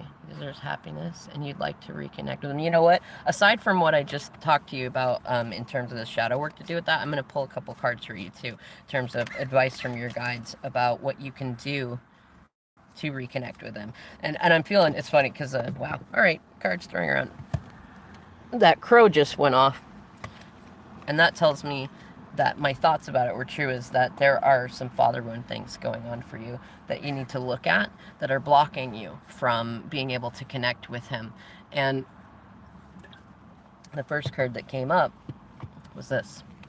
So yeah, there's some stuff to do with your divine masculine side. It may be that for a time y'all need to do a Freaky Friday swap, which means you need to take on emperor qualities. You need to look at, where are you afraid of your masculinity? Where are you afraid to take action? Where are you afraid to speak your voice, right? And a lot of this too. So this is connected to Aries. It's also connected to Uranus, but you know, I'm feeling called to, so I've been diving, and like one of the things I love about astrology is that it is so deep and there's so much information. You can never stop learning in it. You can never really be a master of it. But Aries, actually, when you go back far enough, it was not, so it was depicted by a ram, but it's actually the, I can't pronounce the name to it, but it's the ram, it's the winged ram that had the golden fleece that Jason went in and caught so that they could go and put it on their ship and do all that fun stuff. But when you go back far enough, it was a ram because it represented the working man, which doesn't have to be a man per se, but it's that image of that stability. And what I'm sensing is that you probably are dealing with a similar thing that I had to deal with, which is, as women, and this includes if you were assigned feminine at birth and have transitioned, because we were conditioned with certain ego messages. So it's that women need to have providers, that we cannot be providers. And this will create one of two things. Either we will go the complete opposite into negative masculinity, and we will be like, I will not be vulnerable, I will be tough, and I will fight you, and I will do everything myself, and I don't need nobody, that kind of energy. Or we will go into it in a sense of like, I can't do it myself, I must not be good enough, I don't have stability, I can't speak up, I don't have, what's my voice worth anything? You want to get to a comfortable place where you can sit in your masculinity and not feel triggered by it. I don't know if you're like me, that I'm very androgynous. I was born androgynous, and then my personality, somebody one of my favorite friends, he's gay and indigenous, told me one time, he goes, you know, you're kind of gender ambiguous. And I liked that. I was like, you know, I mean, it's true. I'm not really like lately over the last couple of years, I've really been diving into my feminine side because I was in this space. Yes, I was very much a tomboy, but I was negative in toxic masculinity space, which often happens. You'll see feminines who are stuck in toxic masculinity and masculines who are stuck in toxic femininity. And if you understand the way that the energy works and the ego messages that go along with it, you can see it all over the place. But I was in there, right? And I embraced my masculine side because it felt like in a world dominated mostly by men for me growing up, that it was smarter and safer to act tougher, or to at least pretend like no, I'm not hurt by that. I'm not bothered by that. You know what? I'm that cool person. Yeah, you want to have a million babes? I'm cool with that. I'm not like those other women. That kind of thing. And then I would also be like, you know what? I can do that. Give me that big ass tool. In fact, I've hurt my back in more construction jobs and mechanic jobs than most people have ever even thought about. Like, just because I was in that space of, like, I can do it. I'm not weak. I'm not stupid. Da da da. Like that sort of masculinity, okay? So, there's something that you need to go in and look at. There's some parts of your masculine side that you are not embracing, and spirit is showing that to you by the way that your DM is acting. Now, it could be reflected through the alcoholism. You may not be an alcoholic, but it could be that you have an anxiety problem. And guess what? Most people drink because they're trying to relieve themselves of anxiety because of attachment traumas. And it's very likely, I'm actually getting the sense that, I mean, this may be you, or this may just be a metaphor, but what I'm feeling like is you as a child felt really alone in whatever circumstances that came about. So now you're back in this space where you're feeling little again, as in your inner child is like, I felt so alone. And there may have been some things that happened. I'm getting a lot of tingles around the inner ear chakra. There may have been secrets that you really felt like you should have told, or you should have had somebody that you would have been able to have tell about it, and you weren't able to. And you've been holding that. You've been holding those secrets in. You've been worried about a lot of things. Like this card is typically too many thoughts, too many anxieties coming in, and they can create nightmares, they can create daymares, and they start to manifest things like that. And especially when you're worried about somebody. That was the biggest thing that caught me with my DM. It wasn't that I was worried about that, would he ever not hurt me again. I was worried about him hurting himself. And here's the thing, your DM drinking is a reflection of that. Like they're drinking because they're trying really hard not to think about how they fucked it up with you, or how stuck they are in the situation that they're in when they'd rather be with you. And they're also, here's the thing, even though it's really sweet and all that they're thinking about you, they're actually using those thoughts about you to hide from their shadow work. This is a big shadow work card, and a lot of times we might sit and think about, like when we're stimming in anxiety, we might start to go, oh, I'm feeling this anxious because my bills aren't paid, or because the person that I love isn't here with me. But that's actually hiding. You're hiding in that trauma. You're hiding from the actual trauma that you need to go in and work on, that has to do with stuff when you were growing up. Go in and work on those wounds, and you'll start to open up communication. Also work on things that have to do with what's keeping you hesitating, because you could be manifesting things. You could, and this is, they say this card is your ships coming in. Well, you know what the kids call relationships these days? Ships. And when they're in a relationship, they say you're shipped. And so whenever I see this card now, I think about that. So there's something to do with relationships, self-worth stuff. It's blocking you from it. And it's all, it's your ego needs to be transformed. You don't feel like you've had a lot of victories in your life that you could go and shout about to the world, but you actually have. And I bet you, if you put down the victim consciousness, you're actually going to find that quite a few people, when they hear your story, because you're going to be brave enough to start speaking it, because that's part of your light work, those people are going to be like, man, your life's kind of like a movie, or like a really good book. And you're going to really feel just how important it has been that you went through your journey just the way that you have. I'm going to check my battery. Okay, good. We still got lots of battery. Okay, let's see who's next. I think we're almost going on 2 hours. I hope y'all are enjoying this. Let's see. So we did that. Alcoholics. Oh, curious why you're attracting. Oh, what was it? Oh, attracting the. Oh, I love that. So why you're attracting false accusations. I think I already answered that one inadvertently. It's because you have triggers in there, and spirit's going like, if it's easy to fuck with you in this way, then you need to heal this, because there are things coming that you cannot see or know about yet, that you need to be more unfuckwithable, and not in a space of I'm invulnerable, nothing anyone says hurts me. No, in a space of like, that's so delightful that you think I would do that. Like, that sort of unfuckwithable. Yes, projecting. Yeah, I see you there, Jamie. Guilty too. I've been there too. Let's see, Kentucky, you said your twin flame rejects you just like your mom. Yep, so you're seeing that. So go in and do that shadow work, Kentucky John, about how you felt about being rejected by your mom. When you go in and heal that stuff, you will, one, no longer be so attached to it when people, or no longer be so triggered when other people do that. And your twin will also reflect you, in the sense that there are probably things that their fathers have been doing that they get triggered by that you do. And when you do your healing work around your mother wounds, they will do the healing work around their father wounds. And you don't need confirmation of that. You just need to believe that it's true. Let's see. Got the boomstick. Yep. Let's see. Good job, Elizabeth, on not over-explaining yourself anymore.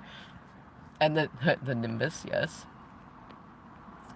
Yes, and yes, you're right, High Priestess. When we have healthy boundaries, it does help reveal things about other people. And it doesn't mean that it's revealing bad things about them, but it can reveal their wounds. And that's part of your... When you learn to be able to see that, that's when you can start to do more light work. I'm glad that doing the unraveling, Jamie. Very nice. Thank you for the compliments, Elizabeth. Happy Boy, you said, will I be able to get into my dream college, and how can you? You know what, go back and listen again to the advice that I gave you already. I get why you're asking that question, but it's also an example of deflection, which is Spirit gave you messages through me about what to do right now, and your mind is going to an anxious space of, okay, what about this, what about this, what about this? No. That's your mind. You are not your mind. That's your thought maker. When you get a song stuck in your head, it's your brain that is making that song in there. You are the being that's observing it. You're the being that goes, oh, you know what? I really like a different song in my head, and you can change it. Or I want to think about something else, and I can change it.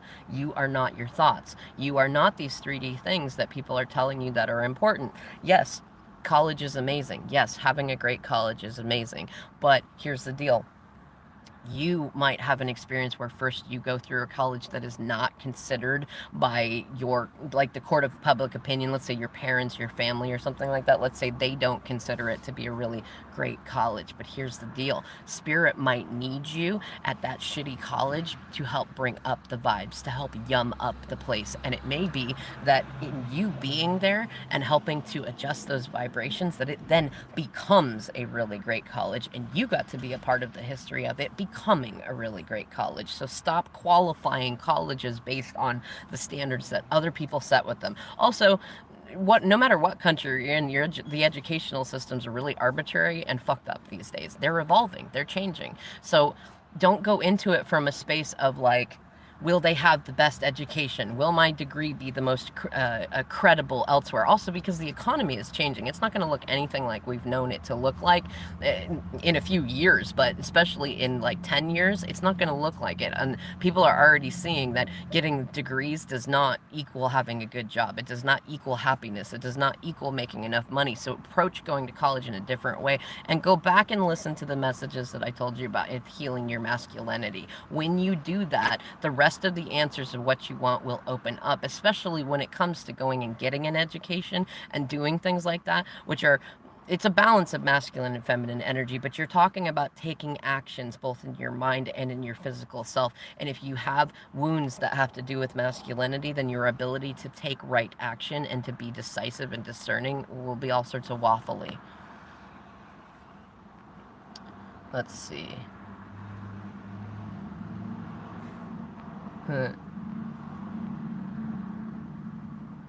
Oh, thank you. You know what?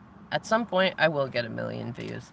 And also, if y'all remember to like and share these readings, if you share the other readings that I do, that actually really does help. But just your thoughts. Just your thoughts. You guys thinking about me being really amazing that I get to reach out to so many people. It'll happen. And Elizabeth, actually, I'm gonna say I do feel like my children feel pretty blessed, and actually, it's because of the twin flame journey that I feel like they're really able to see it. And I really learned throughout this journey how to be able to be more honest with myself, and I evolved as a parent. I won't say I was ever a really crappy parent, but I definitely there were times that I borderlined on emotional abuse. I did not know that I was. I was in that space of you got to have them be tough, but thankfully, because of the way that my journey has been, I was able to stop and go, what the fuck am I doing? And change that and really embrace them as who they are as people. And I know that they really love that because, one, their friends tell me, and two, other people tell me, and three, even if they didn't, I know that I'm doing the best that I can. Let's see. Leanne, you said your DM went to telling you that you're his counterpart. Okay. My DM went to telling me I'm his counterpart to saying everything is BS. Tarot's from the devil. He found God and believes I'm on the wrong path. Last time we spoke. Okay. All right. I love this. Okay. Thank you for sharing that. That's actually amazing. I want to tell you right now, I'll pull some cards on that, but I want to say a few things. First of all, really get into this space where you recognize that negative responses are not always bad things. In fact, most of the time it's a really good response because here's the deal. Your DM is thinking about it and you want them to think about it. You want them to go through and ask all their skeptical questions. You want them to put stuff out into the world like that because spirit will bring it back to them, all right? And here's the other thing too. There is a lot of people that have been really, really tripped up and triggered by what churches have taught them, right?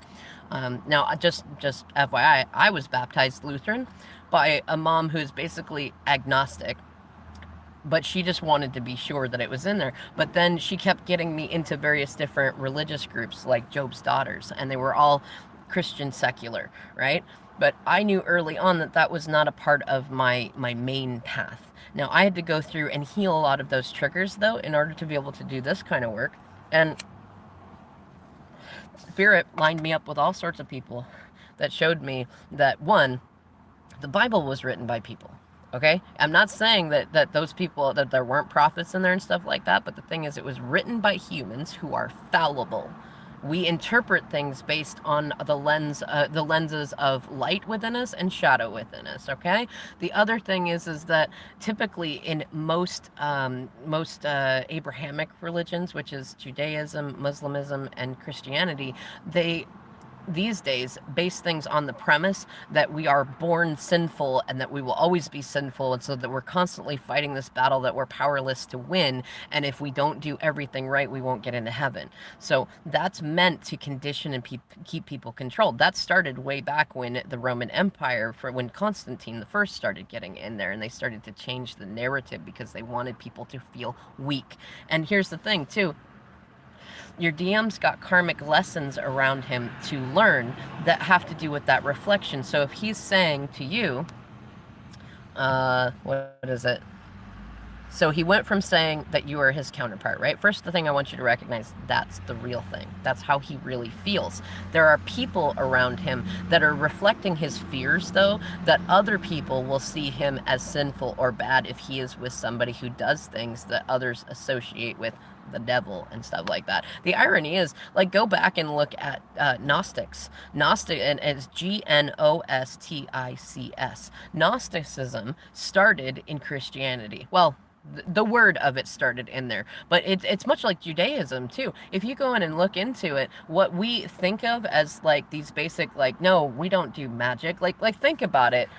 If you're drinking water that you believe turns into wine, that's a very pagan magical thing. You're also doing blood magic, right? And if you're eating, how did Craig Ferguson say it? If you're eating the biscuit thinking that it'll turn into Jesus, guess what you're doing? You're doing magic, right? All spiritual practices do magic. It's just that we, depending on the way that we're taught to think about it, we see it that way or we don't see it that way. But your trigger is in how do you feel about somebody else feeling that what you're doing is negative, malevolent work? Does it trigger you? Does it make you question, are you doing bad things? Does it make you go, oh, maybe I'm wrong? Does it make you feel like, oh, but if he sees me as an evil, malevolent being because of the way that religion is, does that mean he's not going to choose me? Think about it. What is being triggered by what you're being told? Okay? The other thing is, it's likely just a bunch of BS of other people telling. He probably is in a space where he really loves tarot, and he really loves how spiritual you are, and he's wanted to pursue that. But Spirit has lined him up with people that are really they're testing his commitment. And this is a big energy coming out. A lot of people are getting that card. Your commitment is being tested, okay? So in him saying that, it's kind of like, it reminds me, like a lot of times I work with people and they go, I'm never doing this again. I'm never accepting that again. Do you know what happens when you do that? Spirit does not hear contractions. So instead of Spirit hearing you say, I'm never doing that again, Spirit hears you saying two things. One, I'm doing that again. And two, it hears you saying, I want to be put in this position again so I can see if I will do it again. That's what happens. So your DM is basically doing that right now. He's saying, that's evil and I will not like it. I am done with that. I will not follow that path. So what he's telling Spirit is, I really like this stuff, but I feel really weird about it, and I want to be tested about it. So I want people around me that tell me it's bad, and people around me that tell me it's good, and I want it to be somewhat wrapped in with how I feel about love and how I feel about myself. And he's going to keep, the more he tells you that, I want you to actually start getting excited. I don't want you to correct him. In fact, take it to more of a delicious place. Go to a space and be like, yes, oh, it's so evil. I can feel myself turning into evil right now. Oh, man. What, Lucifer? What was that?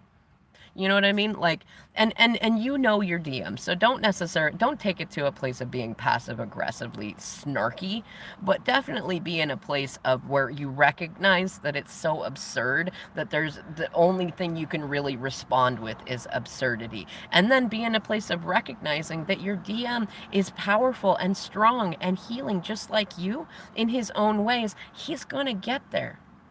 And then get out ahead of that manifestation and start looking for how he's already getting there. And I can tell you that if he's telling you this, if he's gone from a place of like, we're counterparts, we're totally meant to have these interactions and this is great and I love you for this, into a space of like, no, this is wrong, I can't talk to you, or you're doing bad things, or I found God and this is not the way that it's going to go, recognize that that's just a small portion of this chapter that he's going through. And he needs to go through this so that he can be firm, so that when you stand together in union, even if he's surrounded by people that feel like it is an evil thing, he can be one of the people that says, no, it's not. Let's look at the history. Let's learn about Gnosticism. Let's talk about the magics that the Roman Catholics got into. Let's talk about the magics that a lot of Christians stole from other religions coming in. You know, and like, he will see that.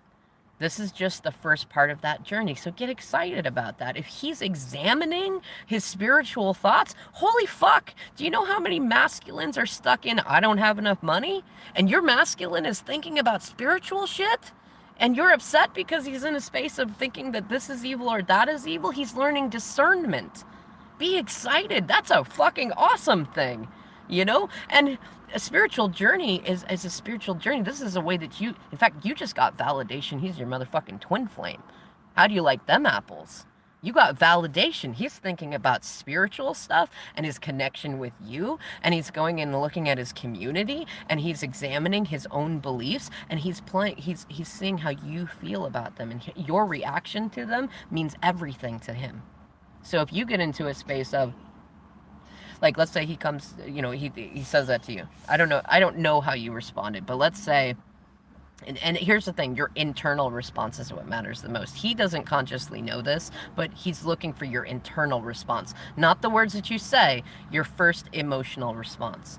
So when he says to you, that stuff's evil, tarot is evil, it's of the devil, if your first response is pain, if your first response is ouch, if your first response is to hate on yourself, if your first response is defensiveness, then that's where you guys are at in your journey, and that's going to reflect. So let's say he says tarot is of the devil, and you go, no, it's not. Why would you think that?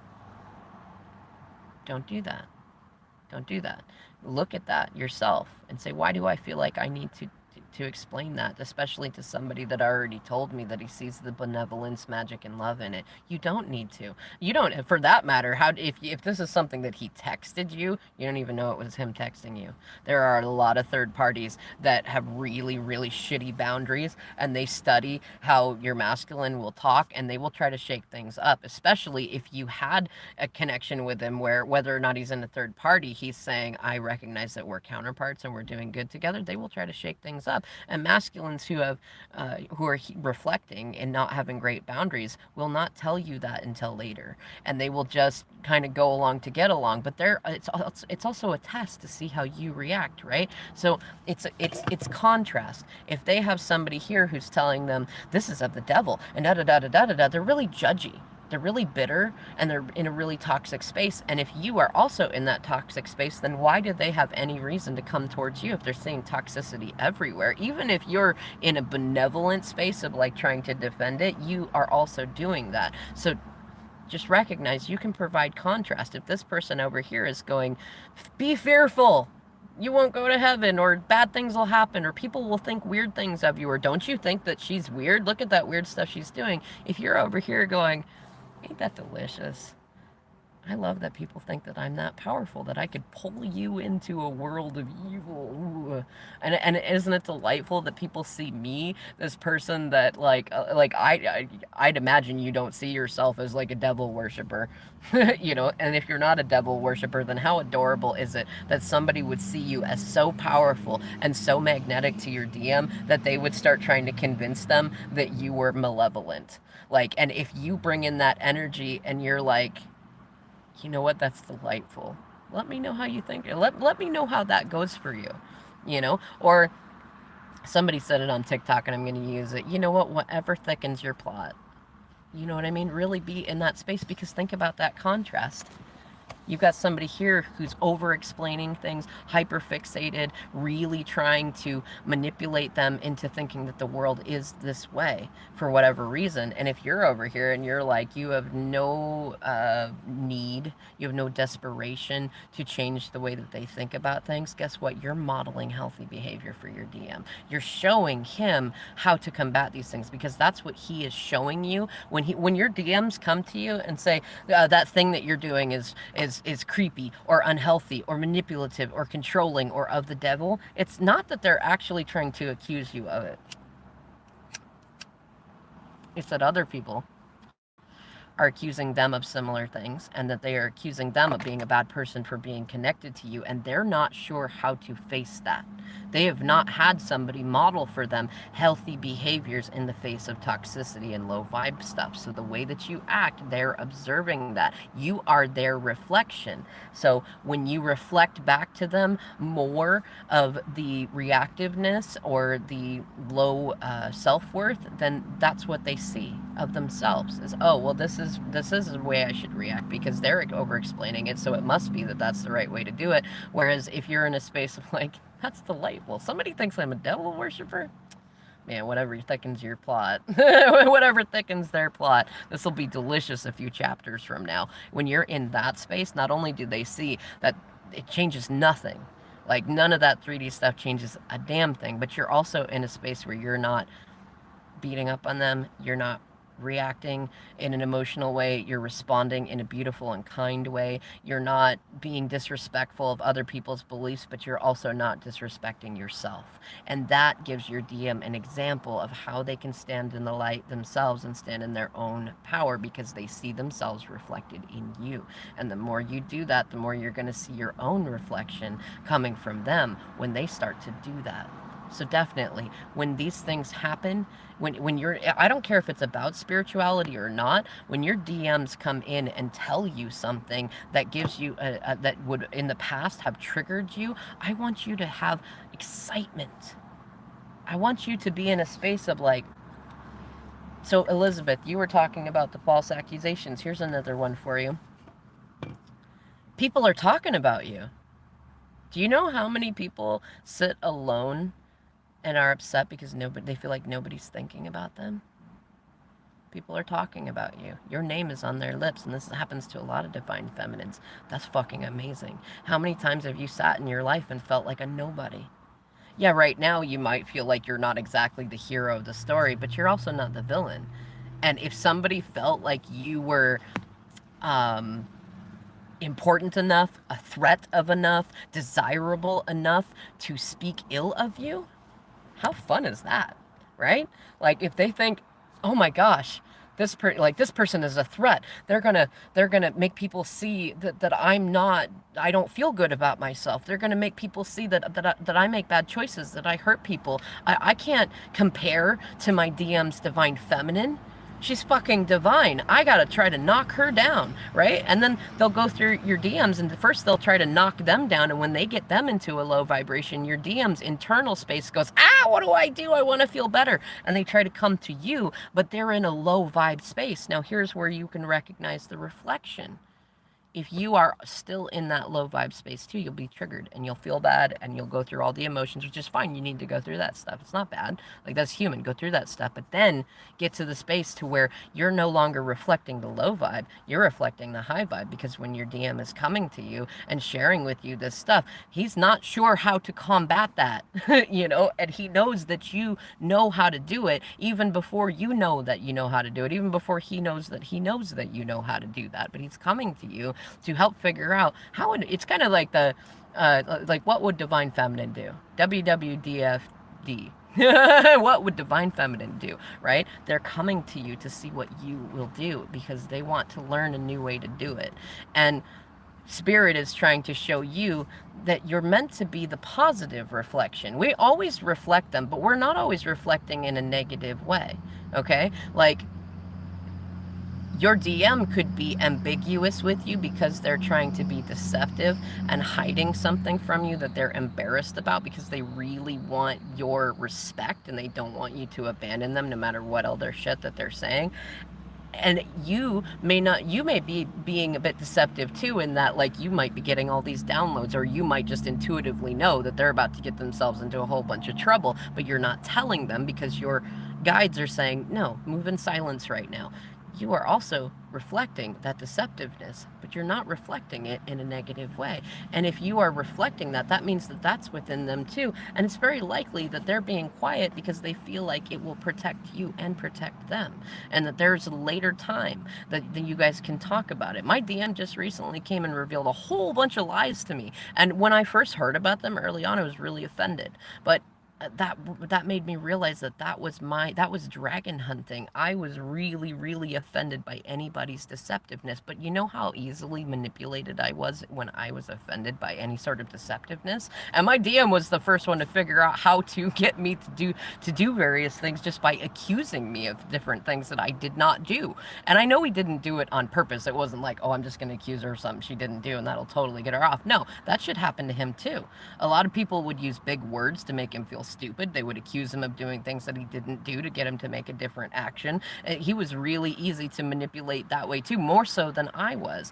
But when it got to the space to where he finally revealed it, revealed many things. I was no longer in a space to where I was bothered by it. In fact, I was like, I know you absolutely tried to lie because you were worried about what I would think about you or the things that I might do, and the third parties convinced you that I was going to do all this crazy toxic stuff that really you only see in movies. And isn't that just hilarious that y'all set things up the way that you did? And now look at this, there's all this vindication energy coming out. You're seeing what I actually did do and what I actually did not do, and you're seeing the way that they are and the way that they manipulated you into doing those things, and I did not. I just sat over here working on my stuff, being my delightful self the whole time. And now there's a healing happening between us that we did not have before, because we fought a lot about deceptiveness, and most of our deceptiveness with each other was simply not wanting the other one to think badly of us when we were doing something low vibe. That's mostly all it was, and that was based on trauma for both of us. And now, guess what? My DM's revealing things to me because he knows that I'm not going to react the way that I used to, or the way that third parties and toxic feminines have throughout his life. That I'm going to see it as just another part of the chapter. And also, he's decided he's not going to lie to me anymore, because I always already know, because my spirit team is that freaking awesome. And he already knew that. But, and what's funny is just like the story in it, like, I don't know, what was your name? Leanne. So you were saying, like, he started out saying, this is amazing, I love it, and now all of a sudden it's evil. So my DM did a very similar thing. He loved my spirituality. He loved it. He was a little scared of it because he felt really called to it. He thought he was going to end up dancing naked under the moonlight somewhere with me, which is ironic because I don't do that. I'm very pagan, I'm very witchy, but I don't really do skyclad outside. I live in a place, in an area that's really cold, so I don't typically do that. But, you know, he really liked it, and he wanted to go towards it, but whenever he talked about it with his friends or family and things like that, it was, oh no, you could get hurt, that's evil, that's bad, or worse, people will think that you're a lunatic. And so he never really let himself get there. Then when separation mission happened, guess who spirit lined him up with? People that were really zealot about it. And the third party he was with, who was not overly spiritual or religious at first, when she felt that I was a super big threat, she started studying me and realized I'm very spiritual, and she saw the conversations that me and him were having. She leaned into a spiritual fashion, but she leaned into old-fashioned Christianity, guilt, shame, repression, thinking about what other people think, stuff like that. And then she also leaned into this notion that giving physical affection all the time equals love. That fighting with people, that being aggressive for somebody is love. That possessiveness in unhealthy forms, like constantly invading the phone, constantly needing to know everything that you're doing with everybody, having no trust in there, that equals love. And that on the opposite might end up being like, hey, you really need to, you got to be a better dad. You got to call the kids. You got to do more work. That was me emasculating him. No, it's not. Only the trauma of being emasculated all his life would make him think that anything that I have to say is emasculating, right? And we also had the conversation too. I called that out. Wow, that was weird. I just watched a crow it jumped off a roof like it was gonna fly, and it's like it missed and did a backflip and a backflip the other way and then corrected itself. You see that? That's a lot of times what DMs will do. They will get into that space. Now, if you get triggered by what they're doing, then that backflip means that they go back the other way. But if you sit in a comfortable energy, no matter what's going on, they come back onto the path with you, right? So as I was saying, like, there was a lot more stuff coming out, and my DM and I, it's so funny, throughout our story, we've had so many people, especially on his side of the fence, be really jealous of our relationship, mostly because we, like, up until the later stuff came in, and a lot of third parties really, like, the karmic lessons that needed to end got really, really thick, and we were both being really codependent and not facing our stuff. People would tell us that, like, our fights were too adorable, that they didn't seem real, right? And there were people even that would try to instigate stuff. It's one of the arguments I have with my DM for a long time, is like, why are you letting people try to instigate shit between us? Why are you letting them talk to you that way? Like, and I've always been firm. Like, I'm the polar opposite. Like, if somebody was talking shit to me about my DM and telling me stuff that I knew that wasn't true and it certainly wasn't helpful, I'd just stop being friends with them. Like, I'm like, bye. And I don't mean I don't mean constructive criticism. I don't mean somebody going, hey, you know, the way that he's being with you is not really healthy. No, I don't mean that.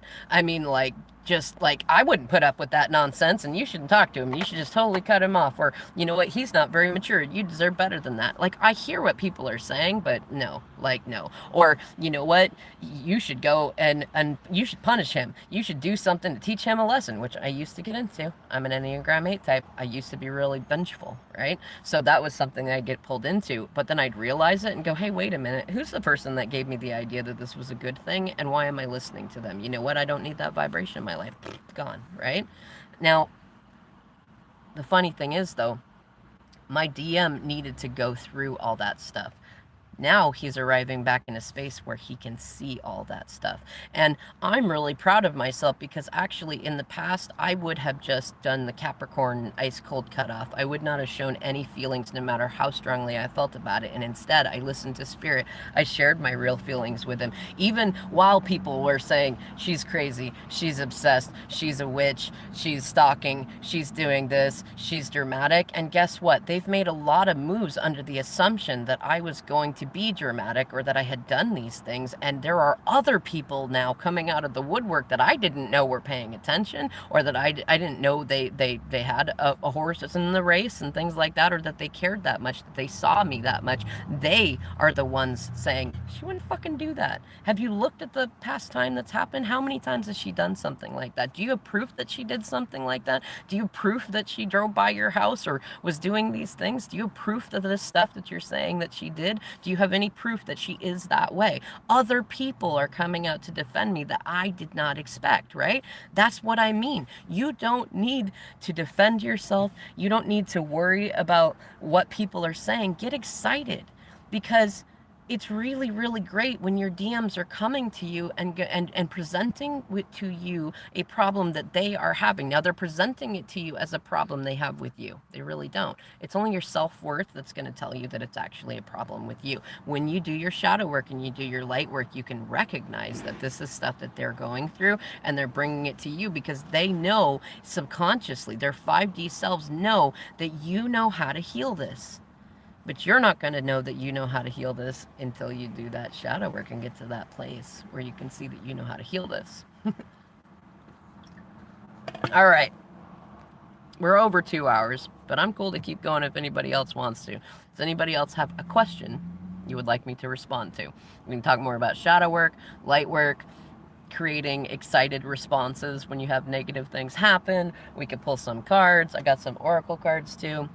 I think at least I could probably go at least another 20 minutes, but my phone will not be able to go forever. So if you have questions, bring them up.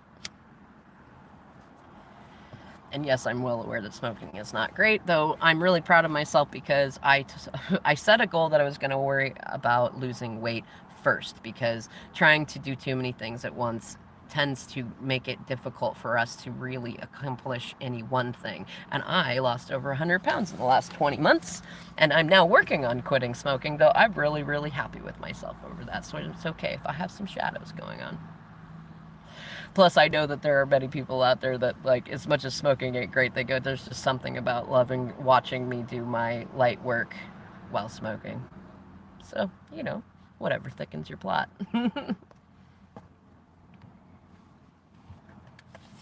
You know what, I'm gonna shuffle these cards.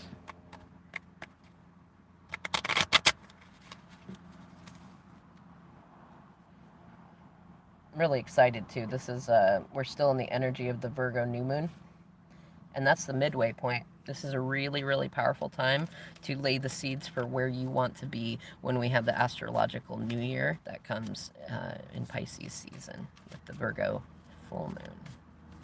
So plant some seeds now that you want to feel excited when things happen, that you want to see the truth of things. Because when somebody is accusing you of stuff, when somebody... Yeah, I know the crows, right? Yeah, they do. They keep going through. But you know what? One, crows are an ally of mine. And two, crows are a delightful example of benevolent trickster energy, right? And a lot of times that is a part of our DM's energy. It can be a part of ours too, but I've seen it more in DMs than DFs. So you got to recognize, yes, there is truth in, ouch, when somebody is doing things that we feel like are, that society, you know what, that's what I feel like the message is. If you've got a DM who's like a player type, an alcoholic, a workaholic, an impetuous brat, okay, let me ask you something. Are you upset with the things that they're doing because it genuinely resonates with you as something wrong to be doing? Or are you upset with them because you feel like other people would judge you for being with somebody who is doing something that society feels like is not a good thing? Because that's likely how they're reflecting things with you. Now, yeah, look at that Page of Pentacles. It's so funny, just a random pull right there. Plant your seeds. Right now, you are in a moment where you've got the birthplace of creation going on, connected with this Virgo energy, to where what you plant right now is what's going to kick off your spring. All right, and there's a lot of energy saying that there's a lot of DMs who are the class of 2021 who will be celebrating their graduation and going into grad school energies in February time. And you can line up with that by planting the seeds now, that you want to see the truth of things. Yeah, see, Jamie, yeah, see, like, for me too, quitting smoking is one of my last, like, I'm gonna say negative habits that I need to, that I'm working on releasing, right? And I love that. Now, I pulled an energy oracle card, and I got this one, the Broken Heart, and it's an upright. And what that tells me is that anybody who's on here right now, or who will watch this later, you really got to get to that place where you stop feeling like you have a broken heart. Your heart is not broken. Your heart burst open, yes, but your heart is not broken. It never was broken. Hearts don't break. Hearts shed layers. Hearts erupt. Hearts orgasm. They climax, but they don't break. They can feel that way when we have a lot of shadow work to do. I recently told my DM that too. He said he was sorry for breaking my heart. And I said, oh, honey, you don't break my heart anymore. That's the truth of it. And you know what the real truth is? He never actually broke my heart. It was my own expectations that were set by conditioning that broke my heart. Because he was just being himself as much as he could be. Yeah, there was a lot of masks in there, so it's kind of a dualistic thing to say, but he was doing the best he could with what he knew how to do in each moment. And yes, it felt like it shattered my fucking heart so many different times, but it was mostly that I was looking at things from an expectation of what other people told me I should be seeing if he was doing the right thing. And that kept me co-manifesting him doing the wrong thing. And guess what one of his wounds has been to heal? That he will forever be a fuck up, especially on his own. And when I started getting into the space where I realized he wasn't fucking anything up, and he never broke my heart because hearts don't break, that he just helped me open up so that I could be in this space and telling this story to help y'all, then magic started to happen, and it started to happen very quickly. And he started to realize he hadn't fucked anything up either, and that everything has been going in divine timing in exactly the way it was meant to, and that when things need to make sense, they will make sense. And until then, you just do the best you can with what you know how to do in each moment. And guess what? Do you know how fucking attractive it is to have a friend or a feminine or anyone in your life who, when you feel like you have fucked up really bad, looks at you and says, no, you're doing everything right. Why would you think that's a bad thing? And they genuinely believe it, and you can feel that they genuinely believe it, and you can see that this is somebody, I mean, you read tarot cards, you do stuff like that. If you can see that they actually divine the future and your predictions come true, they're going to believe you. And other people might try to imitate that stuff, but it's real when it's real. And that'll make sense when it's supposed to. It's real when it's real. That's why they're coming to you, because they know you're becoming that person. So plant those seeds. Because this is the 9th card, which relates to the 9 of Pentacles. And the 9 of Pentacles is not, it's that single feminine energy, as in independent, emotionally, financially, all of that. And that's so fucking attractive. And that's what your DMs want to feel. And that's why they're coming to you for this. But if you're in a space where you're triggered, you're feeling like you're suffering, like your heart is broken, then you're just going to keep going through that until you learn something else, until you get out ahead of those manifestations, until you decide you want a different story. Because the thing that most people are afraid to own is that we hold on to our stories of victimhood, for one thing, because the world kind of teaches us that unless we have a victim story, we can't then become famous for overcoming our I wanted to say adversaries, which isn't the word that I wanted to say, but that feels like somebody's thinking about that, overcoming adversaries. What I meant was adversity. The other thing is that in this world, it currently is much more rewarding in a 3D sense, in a temporary, unstable sense, to be a victim. Because anybody right now that is seen to be being successful is seen to be taking something from someone else. You're not. You're not taking anything from anybody by being successful. In fact, you're giving out to the world, especially when you're doing it from a new space, that you're not stepping on people along the way, that you're not determining that people are broken or narcs or whatever thing along the way, when you're lifting people up just in your own thoughts. The birthplace of creation is here. It's here, you know? And you can get onto new timelines where you leave the Isle of the Broken. I did a reading about that too. When you leave the Isle of the Broken, you take everybody with you. Even if you temporarily, in 3D, have to leave them behind, you take them with you. So it's time to get to that space where you recognize that feeling like a victim has felt like a reward. You know, whether it's gotten you money or sympathy or made you feel like you're not a villain, there's been reward in it. But it's temporary, it's unsustainable. It's like eating junk food. Yeah, it'll make you feel good for a little while, but then you're hungry again later and you eat more and then you gain more weight and then you repeat the cycle, right? And then when you get to a space where you recognize there's no need for heroes, victims, or villains, because usually when you go from a space of releasing victim consciousness, the first place you go is to a hero space. You go like, I'm the hero, da-da-da-da-da-da-da. But you really want to leave that whole cycle behind. You are all of them and you are none of them. All right, now I want to see what you said, Jamie. You said, let's see, I'm in a weird place of feeling robotic after so much reflection and shadow work. You're also named after I like that, 1977 Bionic Woman. Oh man, that's great. Your story is insane. See? So I want you to embrace that. Your story, I don't even know your whole story, but I can tell from that and from the ways that we've interacted that you have a fucking amazing story. And if you were telling people about that story, they'd be like, it feels like your story is like from a movie, right? And part of the reason for that is you're supposed to tell people that story. Be telling people that story. Now, I want to respond because this is something that's actually been coming up a lot. So, the feeling robotic after doing a lot of reflection and shadow work, for one thing, it's natural. This is something that I actually talked with someone else about, and then I'm going to put a video up on my TikTok about. So,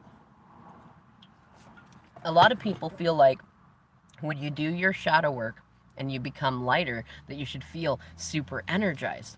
The thing is, yes, that is true. Later. The first thing that often happens when we do a lot of shadow work and we go through phoenix moments and ego deaths and things like that is that our bodies can actually rest, because we usually get really shitty sleep when we're covered in shadows, right? And the first thing that your body's going to want when you've released a lot of shadow work is to rest, to get real rest, to get deep rest. You know, depression, deep rest.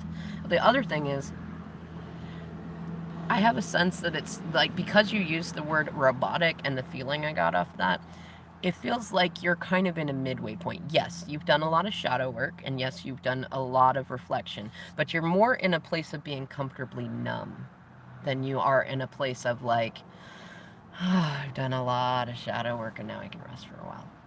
Because And you know, you'll feel the difference. You're almost there. You're almost there. You're just a few steps away from it.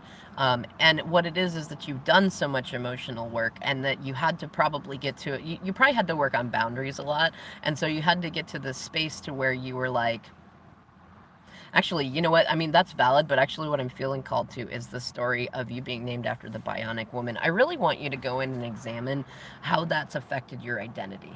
And because the stories that we get told growing up really make a difference, and our names are so powerful. Our first given names are so freaking powerful. And I want you to think about it, because the thing that's coming into my mind is that by being identified with the Bionic Woman, it feels like you have to be the Bionic Woman. Like you have to be bionic. You have to be only half human. You have to be better than human. You have to be able to do things that other people can't do. And here's the fun thing. You already are that. Yeah, you already are amazing. You already are supernatural. Though you don't, like, you've got more supernatural shit in one pinky than people have in their whole bodies. You don't have to do that much. You don't have to effort that much.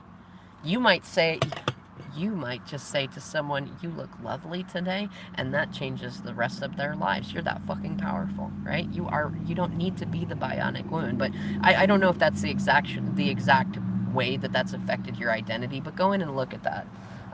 Because it look at her story, look at your story, and think about how that has affected. Like, that's a mask that you have been given to play with. There's shadow and light in that. Go in and look at that. And also, maybe if you haven't asked, like, go in and ask your mom, why did she name you that? Like, that can reveal a lot to you. Did she name you that because she wanted you to be strong? Did she name you that because she was so in love with the what is it? I have four talking about.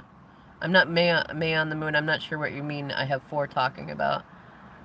Yeah, Jamie. Yeah, see, like you're actually able to fall asleep. I know you're like right in the middle there. It's like you're leaving that space of comfortably numb into that place of deep rest. And what I want you to do is embrace that. I know that, especially if you've identified with the Bionic Woman, it may feel like a crime to not be doing something productive. But when you are in deep rest, you are being very productive. And you're working things out in the cosmos, in the birthplace of creation.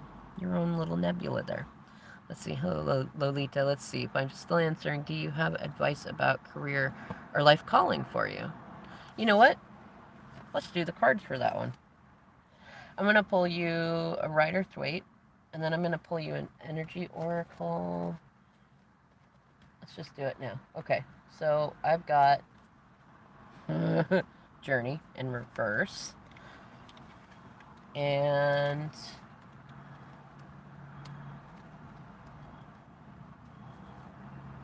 the Maven of Masks. The Ace of Pentacles reversed. Let's do one more here. Actually, two more. We'll do Plant Medicine. And it says, look what it says down there. I know it's a little backwards, but it says Truth. And I haven't pulled these in a while, but I'm going to pull you a Moon card. Sun and Aries. And what was I talking about earlier? How important it is that you set intentions for when we're in Pisces season. What comes right after Pisces season? Aries season. New beginnings, right?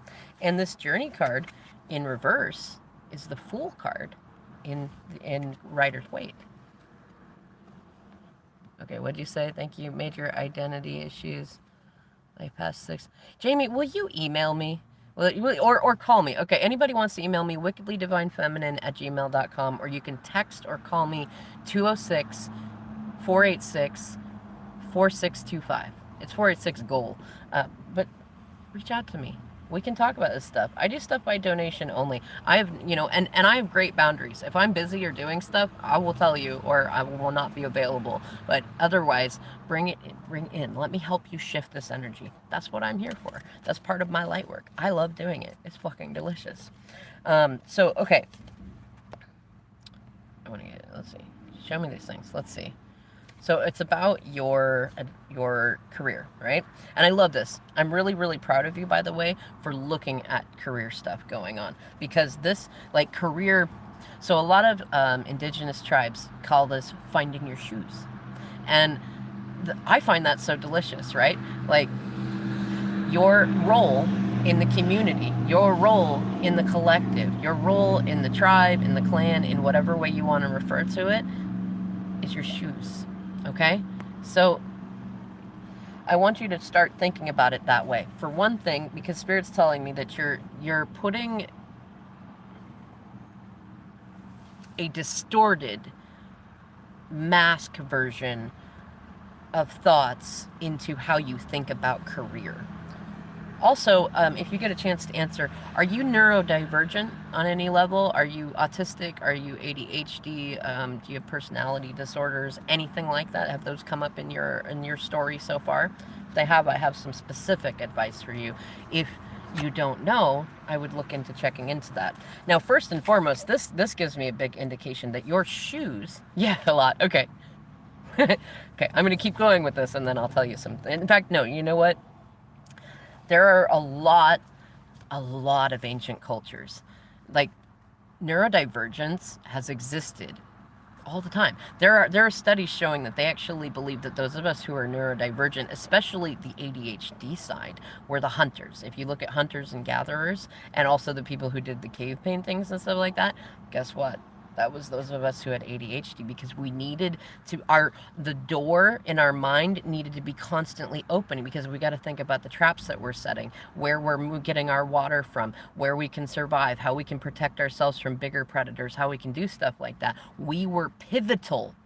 The gatherers could not have done what they did if we were not out bringing back stuff too. We were providers, okay? The other thing is, all the stuff that typical white culture looks at as bad, most other cultures revered, okay? Especially neurodivergence. Those of us who are autistic and have ADHD, we were considered to be spiritual people. Not always spiritual leaders, but we were the ones who would be like, we're more up there with 5D. We're not meant to be over there with neurotypical. So stop basing the way that you do things on what neurotypicals do. Thank you, Intuition Goddess. Yes, shamans, medicine man, two spirits, all sorts of stuff. It's all in there. You are meant to go on spiritual journeys. Yes, we do walk through dimensions too, and timelines. I love that. So, Lolita, the first thing is get into plant medicine. And also, I love that this card is about truth, okay? So one of my favorite truths that it feels like will help you with your career stuff is that nature always provides the medicine we need around us, okay? So an example of this is one of my favorite parks that I like to go to has no shade on the beach at the lake where it's at. But if you look where all the people have walked, there's no more grass there. Do you know what's there now? Plantain. Broadleaf plantain and longleaf plantain. Do you know what plantain leaf is really good for? Sunburns and bug bites. It also pulls toxicity out. Think about the metaphor in that. There is truth in that, right? So when you start to learn more about plant beings, and I'm sure you already have some ability of this, but partly because I'm Celtic and partly because Spirit has steeped me so much in a lot of indigenous traditions, is because I'm very animistic, right? I see life in all things, okay? So this tree in front of me, it's not an inanimate object to me. It is a living being that is here helping me channel this information to you. This card is not an inanimate object. It is a living being with an energy of its own that is speaking to you. It's speaking to me to you, right? And so study plant medicine. It may be that you have a spiritual path that's meant to be there. Also, don't worry about money. There's a reason that I do my readings by donation only. And trust me, I've had a lot of people fight me on it, but honey, I get very well taken care of by the people that come to me. And I've had people that, they came to me and they're like, I'm so sorry. I know that people usually give you all I've got is $5. And I'm going, one, you don't have to give me that $5. That energy that you really see me as so valuable, that's enough for me. And they got the reading that they needed and wanted, and I wasn't attached to how much it brought me in money. They came back to me months later and told me that that reading helped turn them around, and they paid me $100. I've had that happen twice, right? Don't worry about the money. Don't choose a career path based on the money, because here's the other thing too. The economic system, I'm a big economics nerd. I fucking love economics. It's never going to be the way that it was. It's changing. And you have the birthplace of creation right here to help determine what it will be. Do you really want to be in a career that's all focused on how much money you make? Yeah, I see. I fucking love it. Did you read Milton Friedman or F.A. Hayek? Those are some of my favorite economists. And it's always one of my favorite jokes of economists that, like, politically, most people don't listen to economists. They sit there talking about economy all fucking day long, and they're not actually listening to the economists. In any case, if you haven't gotten into them, they're really, really fun. That's beautiful, intuition goddess. Keep talking about that stuff. So, Lolita, the other card that you got was the Maven of Masks. Do you know if you have a lot of Gemini or Aquarius energy in your chart? If you don't, then go and look at those energies, because we have all energies within us, but the Maven of Masks is a really Gemini card, and I love it because this is something that, okay, even I was talking about earlier, like removing the masks, but here's the thing. Masks are not bad things. Right? Masks it depends on how you use them. It's like anything else. Like, you could wear a costume and be Aquarius sun, beautiful. You could be wearing a costume and completely culturally appropriating, right? But you can also wear a costume and be being fun and benevolent and not misappropriating anything, right? Now, the same thing is true of masks. Like, there are various times that we wear masks that are not bad. There's also, I'm feeling like the lesson of this is, so there's a lesson for Geminis that I don't see it apply as much for an Aquarius sun, but it's about duality. In neurotypical society, we typically, it's like we're supposed to pick one mask and stick with it, right? And so we get beat up every time we change our mind. And this happens with emphasis if you're neurodivergent, especially on the ADHD side. You change a lot. You evolve a lot. And people tend to go, no, you need one career for the rest of your life that you do 9 to 5 that brings in good money and good reputation and contributes to society. That might not be your path. Your path may be to go in and learn about herbology. Okay? It might be to go in and learn about herbology and plant medicine, as in plant beings, as in the animism of plant beings and how that can connect to us. And it might be that you're then supposed to learn something else. She's holding a violin in there. Maybe, oh shit, you know what? There's somebody on TikTok who has a machine that they've got 2 little, they're called roach clips, but he puts them on the plants, and it shows, like, the energy starts to play music. Go and look him up, because it may be that there's a whole bunch of things that you've learned to do in your life so far that have felt like kind of that jack of all trades, master of none sort of thing, but all that information is going to make sense when you embrace that you are an ever-evolving creature, especially as an air sign.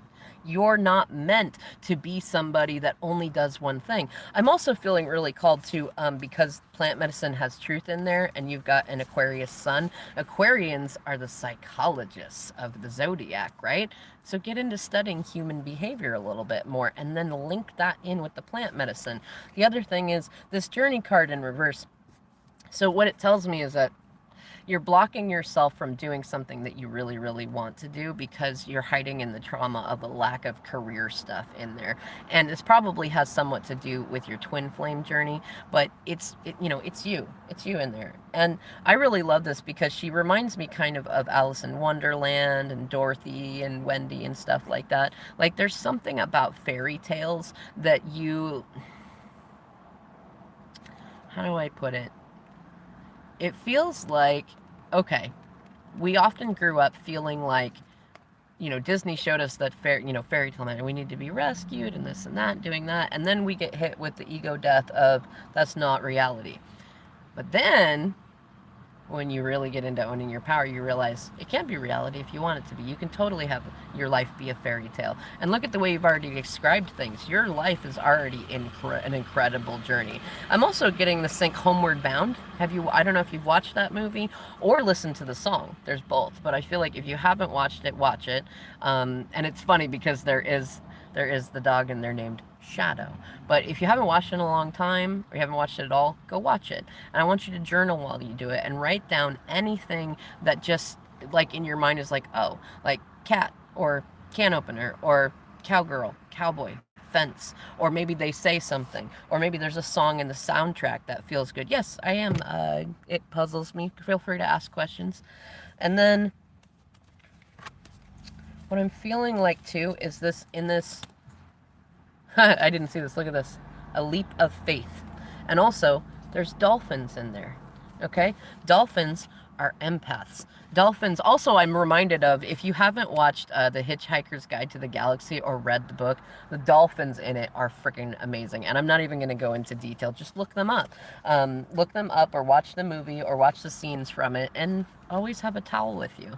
Which is actually, that is literal advice. I know that it may sound funny, but it's literal advice from your guides in terms of answering your question about your career path. 1, don't focus on money.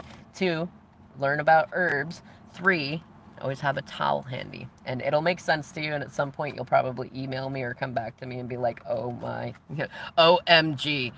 I kept a towel with me just like you suggested, and there have been like 10 times that I used it. Yeah, you're sitting there with the towel. See? Fuck yeah. See? Your guides are awesome. You're listening to them. Give yourself credit for that. Okay, I just want to make sure I haven't missed any other connections. Intuition Goddess, yes, I've been seeing that. And even though I was reading for Lolita, anything that anyone feels like they resonate with, that message is for you too. Let's see, it's changing. Let's see, social addiction and protective activity, yep. Gemini Midhaven in... Gemini Midhaven is great. Your Midhaven is your career path too, so embrace the changeableness of that. Yes, and music, painting, plant medicine. I love it. You know what? In fact, Intuition Goddess and Lolita B, if y'all can connect, I bet you have some stuff in there that you could learn from each other that can help you on that. Okay, let's see. High Priestess. Yeah, go ahead and ask a question. Another question, High Priestess. 88. Let's see. Okay, so it puzzles me. So you just got a new committed monogamous love relationship yesterday. You're a Leo and he's a Taurus. You'd love some cards on what energy is ideal to be in for the highest outcome. So first thing I want to say is I love how specific you're trying to be with your question. Good job. I actually talked about that in the beginning of this reading about be careful with asking broad questions. But what I'm also going to say is that I can sense that there's a part of you that isn't fully sure what you're asking. like yes, you want to know, so you let's see, you want to know what's the ideal energy to be in for the highest outcome. So the first thing that pops into my mind, because you're not specifying, do you have a twin flame that you have identified, or are you feeling like this might be your twin flame, or are you kind of anti-twin flamey sort of stuff? I'm going to pull some cards while you're answering that. Oh, 1:11 p.m. there, huh? Yes, it is here too, so you're on my time frame. Very nice. You must be in the West Coast somewhere. So, I think the way that I'm going to ask this question is, you know what? I'm going to do something. Let's see. You've closed the cycle with your divine masculine. Oh, Idaho. Very nice. I have a lot of friends in Idaho. Very, very nice, especially in Fort Hall. So, what I'm going to say is this. You have not closed the cycle with your divine masculine. You cannot close the cycle with your divine masculine. You can close karmic cycles of loops that you've been going through with your twin flame and others, but you cannot close the cycle with your twin flame. And then the other thing is, in order for you to... So...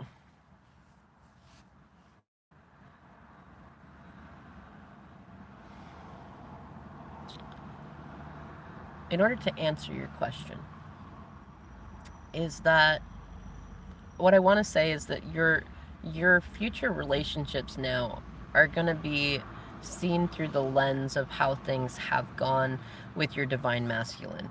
And you've got, okay, this might be a hard pill to swallow. You're not ready for new relationships. And I don't mean that as in like you're doing some awful thing or anything like that. I'm not saying get out of the relationship, none of that. What I'm saying is that you're not ready for relationships if you're still triggered by your story, that's by your journey so far that you went on with your, that have gone on so far with your masculine. Also, I feel like there's still the question of like, is he really my twin flame? Is he a false flame? Is he a shadow flame? Is he a narcissist? That sort of stuff in there. And okay, yeah, it's 11 years. Guess what? I'm on year 20 with mine, right? Yes, I'm not saying that you haven't gone through a lot of stuff. I'm not even saying that what you're going through right now is a bad thing. We all go through our journeys the way that we need to go through our journeys. But what it feels like is that you have manifested. In fact, I'm going to pull a couple of cards before I say more and see if my hunch is correct. And I'm going to say, what I'm going to ask is, what is the potential highest value of healing that you can get from your interactions with this person that you started a relationship with? Okay. So we've got Judgment. We've got the Seven of Wands reversed.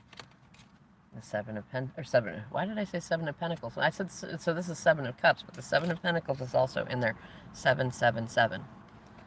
And then Ace of Pentacles reversed was sitting there.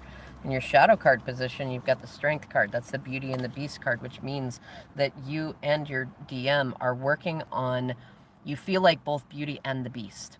And part of the reason that you decided to close the chapter, I suspect, had to do with because you felt like you were becoming a person that you didn't like. Okay? And it's also the Strength card in reverse. Has to do with codependence. And typically, when we are not getting a positive attention that we want, we either try to get negative attention or we try to shut it down. So, if you really want to be free of dynamics with your twin flame, which I suspect you actually don't, you're just disappointed about the way that things have gone, and other people are judging you based on whether or not he's acting in appropriate societal expectation ways. But the other way we can go is to, like, if you want to be able to really shut it down, you've got to heal it. You can't be in a you're not healed and also in a place of going, no, I shut it down, I've been going around 11 years, I'm done with it. That's not healed. That's not healed. That, yes, you are moving away from that energy, but that's not healed. And you're not going to be able to go into any new relationships until you take the time to sit with yourself and heal that stuff. When you can feel complete love for yourself and for the journey that you have had with your twin flame, whether or not you choose to continue it. I totally get people that are like, I don't want to do my twin flame relationship. But what I'm saying is, most people only let go of the journey because they're still in pain about it. And that colors all your future relationships. Libra moon, Cancer Venus. Okay, see, and that's beautiful. So with the Libra moon, so that says a lot about your mom, right? I just taking a stab in the dark, I would assume that your mom was a bit of a socialite and probably had a lot of codependency challenges. Either she was on the side of always placating people, or she was on the other side of being really combative and very like, I'm not weak, things like that. Yeah, see, she is a Libra. So your moon sign can tell you a lot about how your relationship was with your mom. Okay? And yeah, and with personality disorders, which is not uncommon with strong air sign placements. And remember, your sun sign is not your personality until you hit like your second Saturn's return. It's your life theme. So your mom, as a Libra sun, went through a lot of conditioning and a lot of contrast that ended up developing a personality disorder, which is another form of neurodivergence. It doesn't mean that she's broken. It means that she went through those things, and she actually, spirit lined you up. You chose to line up with her as a kid so that you could get to this space now of healing from the ways that she's been in the past by not being like she was. Okay? Because oftentimes we get to this space of being like, well, my parent was broken, so I'm going to excommunicate them, and I'm better than that. I'm not going to take any shit from anybody. But here's the thing, we're actually being exactly like them. Even if they were soft and gentle in the way that they manipulated, we're being like them, you know? And the way to heal is to be the things that you wanted them to be, you know? And then the other thing I wanted to say, let's see, I'm looking for your other message. So you're a Leo and he's a Taurus. Now,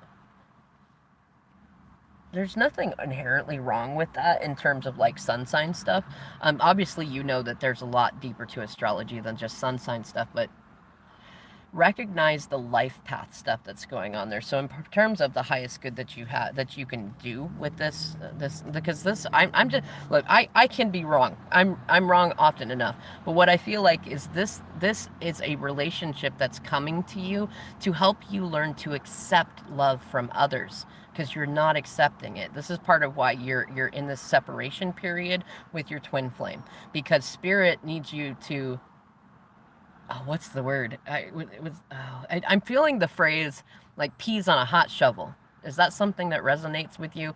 Or you're full of piss and vinegar. Like, is that something, like if those resonate with you, it feels like spirit wants you to sit down and shut the fuck up for a little while and let somebody pamper you. And you need to just be in a space of looking at where you feel triggered. If this new person is loving on you, does your thought maker go to a space of, oh, they might be lying, or they might be faking, or they might realize who I really am later and decide that I'm awful, or oh man, they might trick me like my DM did. That kind of stuff. Look at how you feel about things when people are trying to love on you. That's what this relationship is for. Also, it's here, your twin flame relationship, this is a manifesting card, but it's also about choice paralysis, okay? So it's likely that as you're going through and learning to heal stuff, you're learning to, so just so y'all know, my battery is really low, and I'm going to get off of here fairly soon because of that, but if this dies, message me, call me, text me, whatever you'd like. So this relationship is meant to help you learn to stop fighting for the wrong things. And the wrong things is not determined by society, it's determined by your heart. It's also to help you heal things that have to do with judgment. Yes, email me. And it's also to help you let go of the 3D, okay? And what I'm getting the sense of, and let me look in the deck here. Yeah, okay. This is one of my favorite cards. This is a brat, okay? And I love you. You're like me. You're a bit of a brat too, okay? Don't you tell me I can't do that. You know what I mean? That kind of thing. And also just that thing. And also just that, like, did you just give me a rule? So I want you to practice a couple of things. One is stop making hard rules for yourself.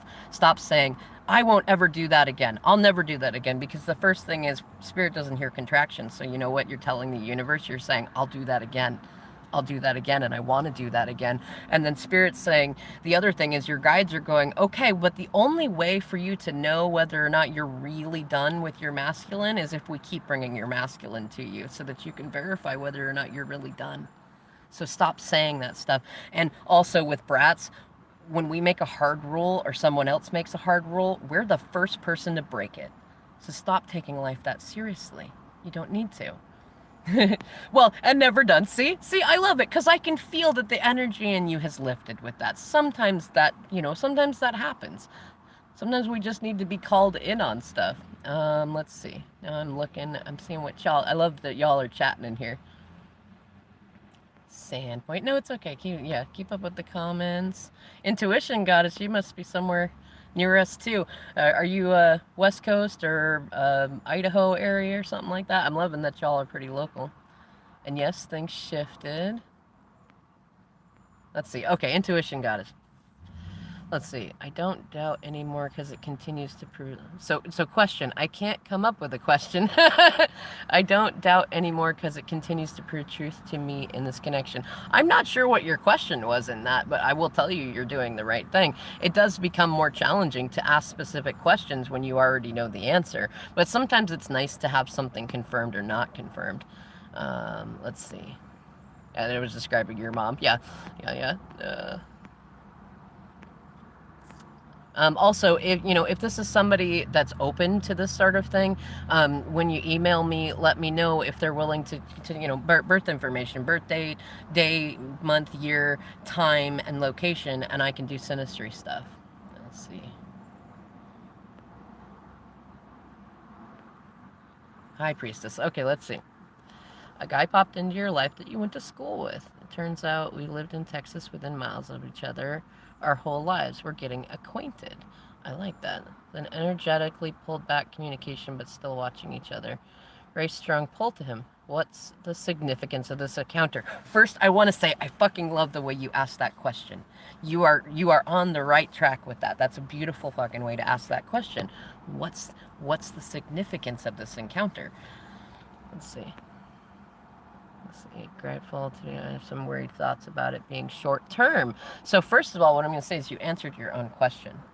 The first significance in that relationship is it's meant to help you heal object permanence and also to help you heal anxious attachment. That's the first thing I'm going to suggest is go and learn about attachment trauma theory, because the fear of, like, there are going to be many relationships that come to all of us that are short, but we are stuck in the societal conditioning that it's not really love if it doesn't last, or that it's supposed to hurt if it doesn't last. Neither are true. And so, like, you could have a short relationship with this person specifically to show you the beauty of short-term love, right? Also, it's likely to do with boundaries.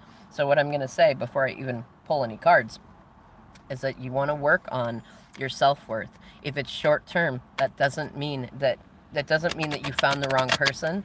It doesn't mean you lined up with somebody bad. It doesn't mean that you're doing anything wrong. If it's short-term, it was just simply meant to be a short-term lesson in that, and that part of your healing journey is to recognize that you deserved all the loving stuff that came in there. And I don't care, like, if it like, think about your worst fears of it. If any of those things happen, it doesn't change your self-worth, and it doesn't change your journey. It doesn't mean you're unlovable. It doesn't mean that you are attracting all sorts of bad stuff. It's simply there to show you something that you've been asking Spirit. Like, it brought this to you so you could learn something. You're at peace with your... Oh, this is... Sorry. This is somebody else's... Oh, wait. Oh, I mixed the two in there. You know what, though? That was a message for both of you, High Priestess, and it puzzles me. Okay, the significance. I want to make sure I'm not missing anything that you've said after. Okay, so I'm going to pull some cards, though, on, I feel like there's more to it than just healing that basic stuff in there, which I know probably doesn't feel basic at the moment, but... Definitely, Lolita. You're very, very welcome. Okay.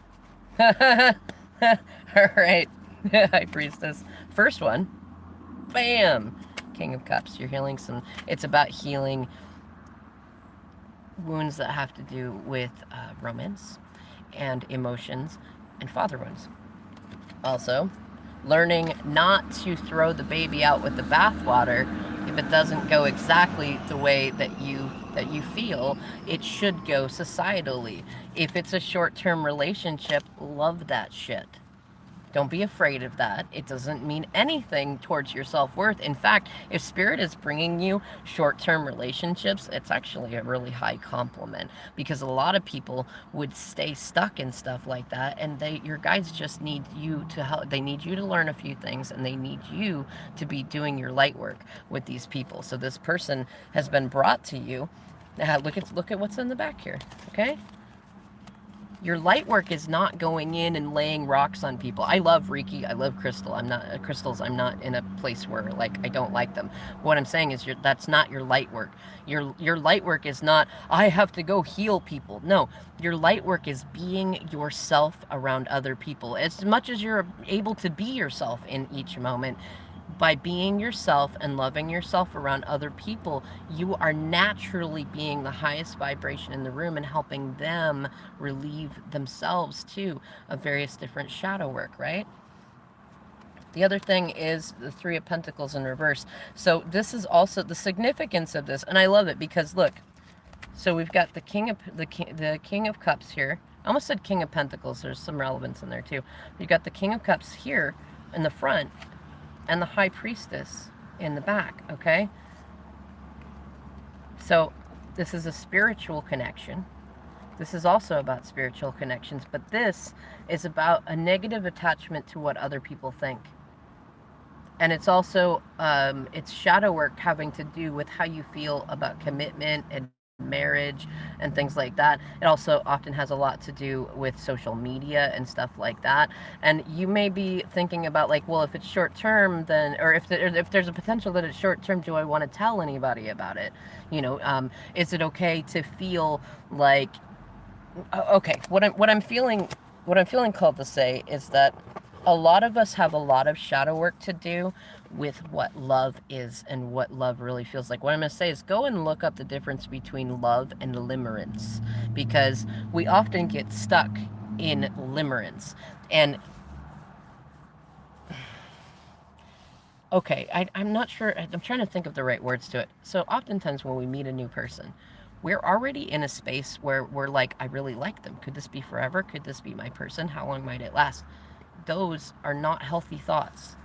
They're not. Um, you're basing things on arbitrary stuff that society bases things on. What's healthier is, do I feel really good when I'm around this person? Do I see a reflection of myself that makes me feel good about myself? Am I giving them a reflection that makes them feel good about themselves? Is it fun? Does it feel good? Good. Then just worry about that. And every time you find your mind going to a place of, where is this going? What does this mean? Who are they to me?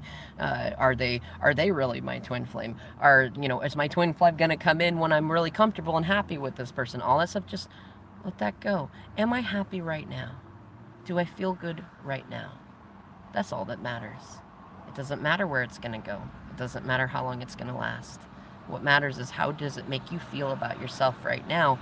And how can you feel that way about yourself no matter whether you're in a relationship or not, whether anybody's confirming what you're doing is right or not. And if you want to tell people that you're in a relationship, that's fine. But check in with your intuition. If your intuition is gently saying, keep it quiet for a little while, but it's not a fearful thing, then do it. Whereas if your intuition is saying, tell people about it, look, you're having fun, share some pictures, then do it. Don't worry about how anyone else is going to feel about it or where it's going to go. It's none of their business. And even with you sharing it out loud, like, you don't have to worry about the naysayers. Do what feels good. You know it by the way it feels. Okay, so I am going to get off of here, both because my battery is dying and because I'm really hungry. This has been a lot of work to do. All right, thank you. It puzzles me. Have a fun trip to the store. Let's see. You feel that? Yeah, did it help you set boundaries? Good, good, good.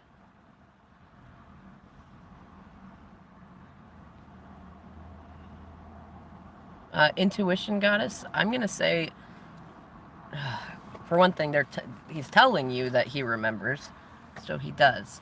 But that doesn't, like, he's still human. That doesn't mean he's going to remember every tiny little detail. And also, look at why you're worried about whether or not he remembers it or not. It feels like you're basing your own self-worth and your own validity on whether or not he remembers things. And that's not a safe place to plant a reality flag. You want to then exit social media. It puzzles me. Just like, if you want to do it, then do it. Let's see.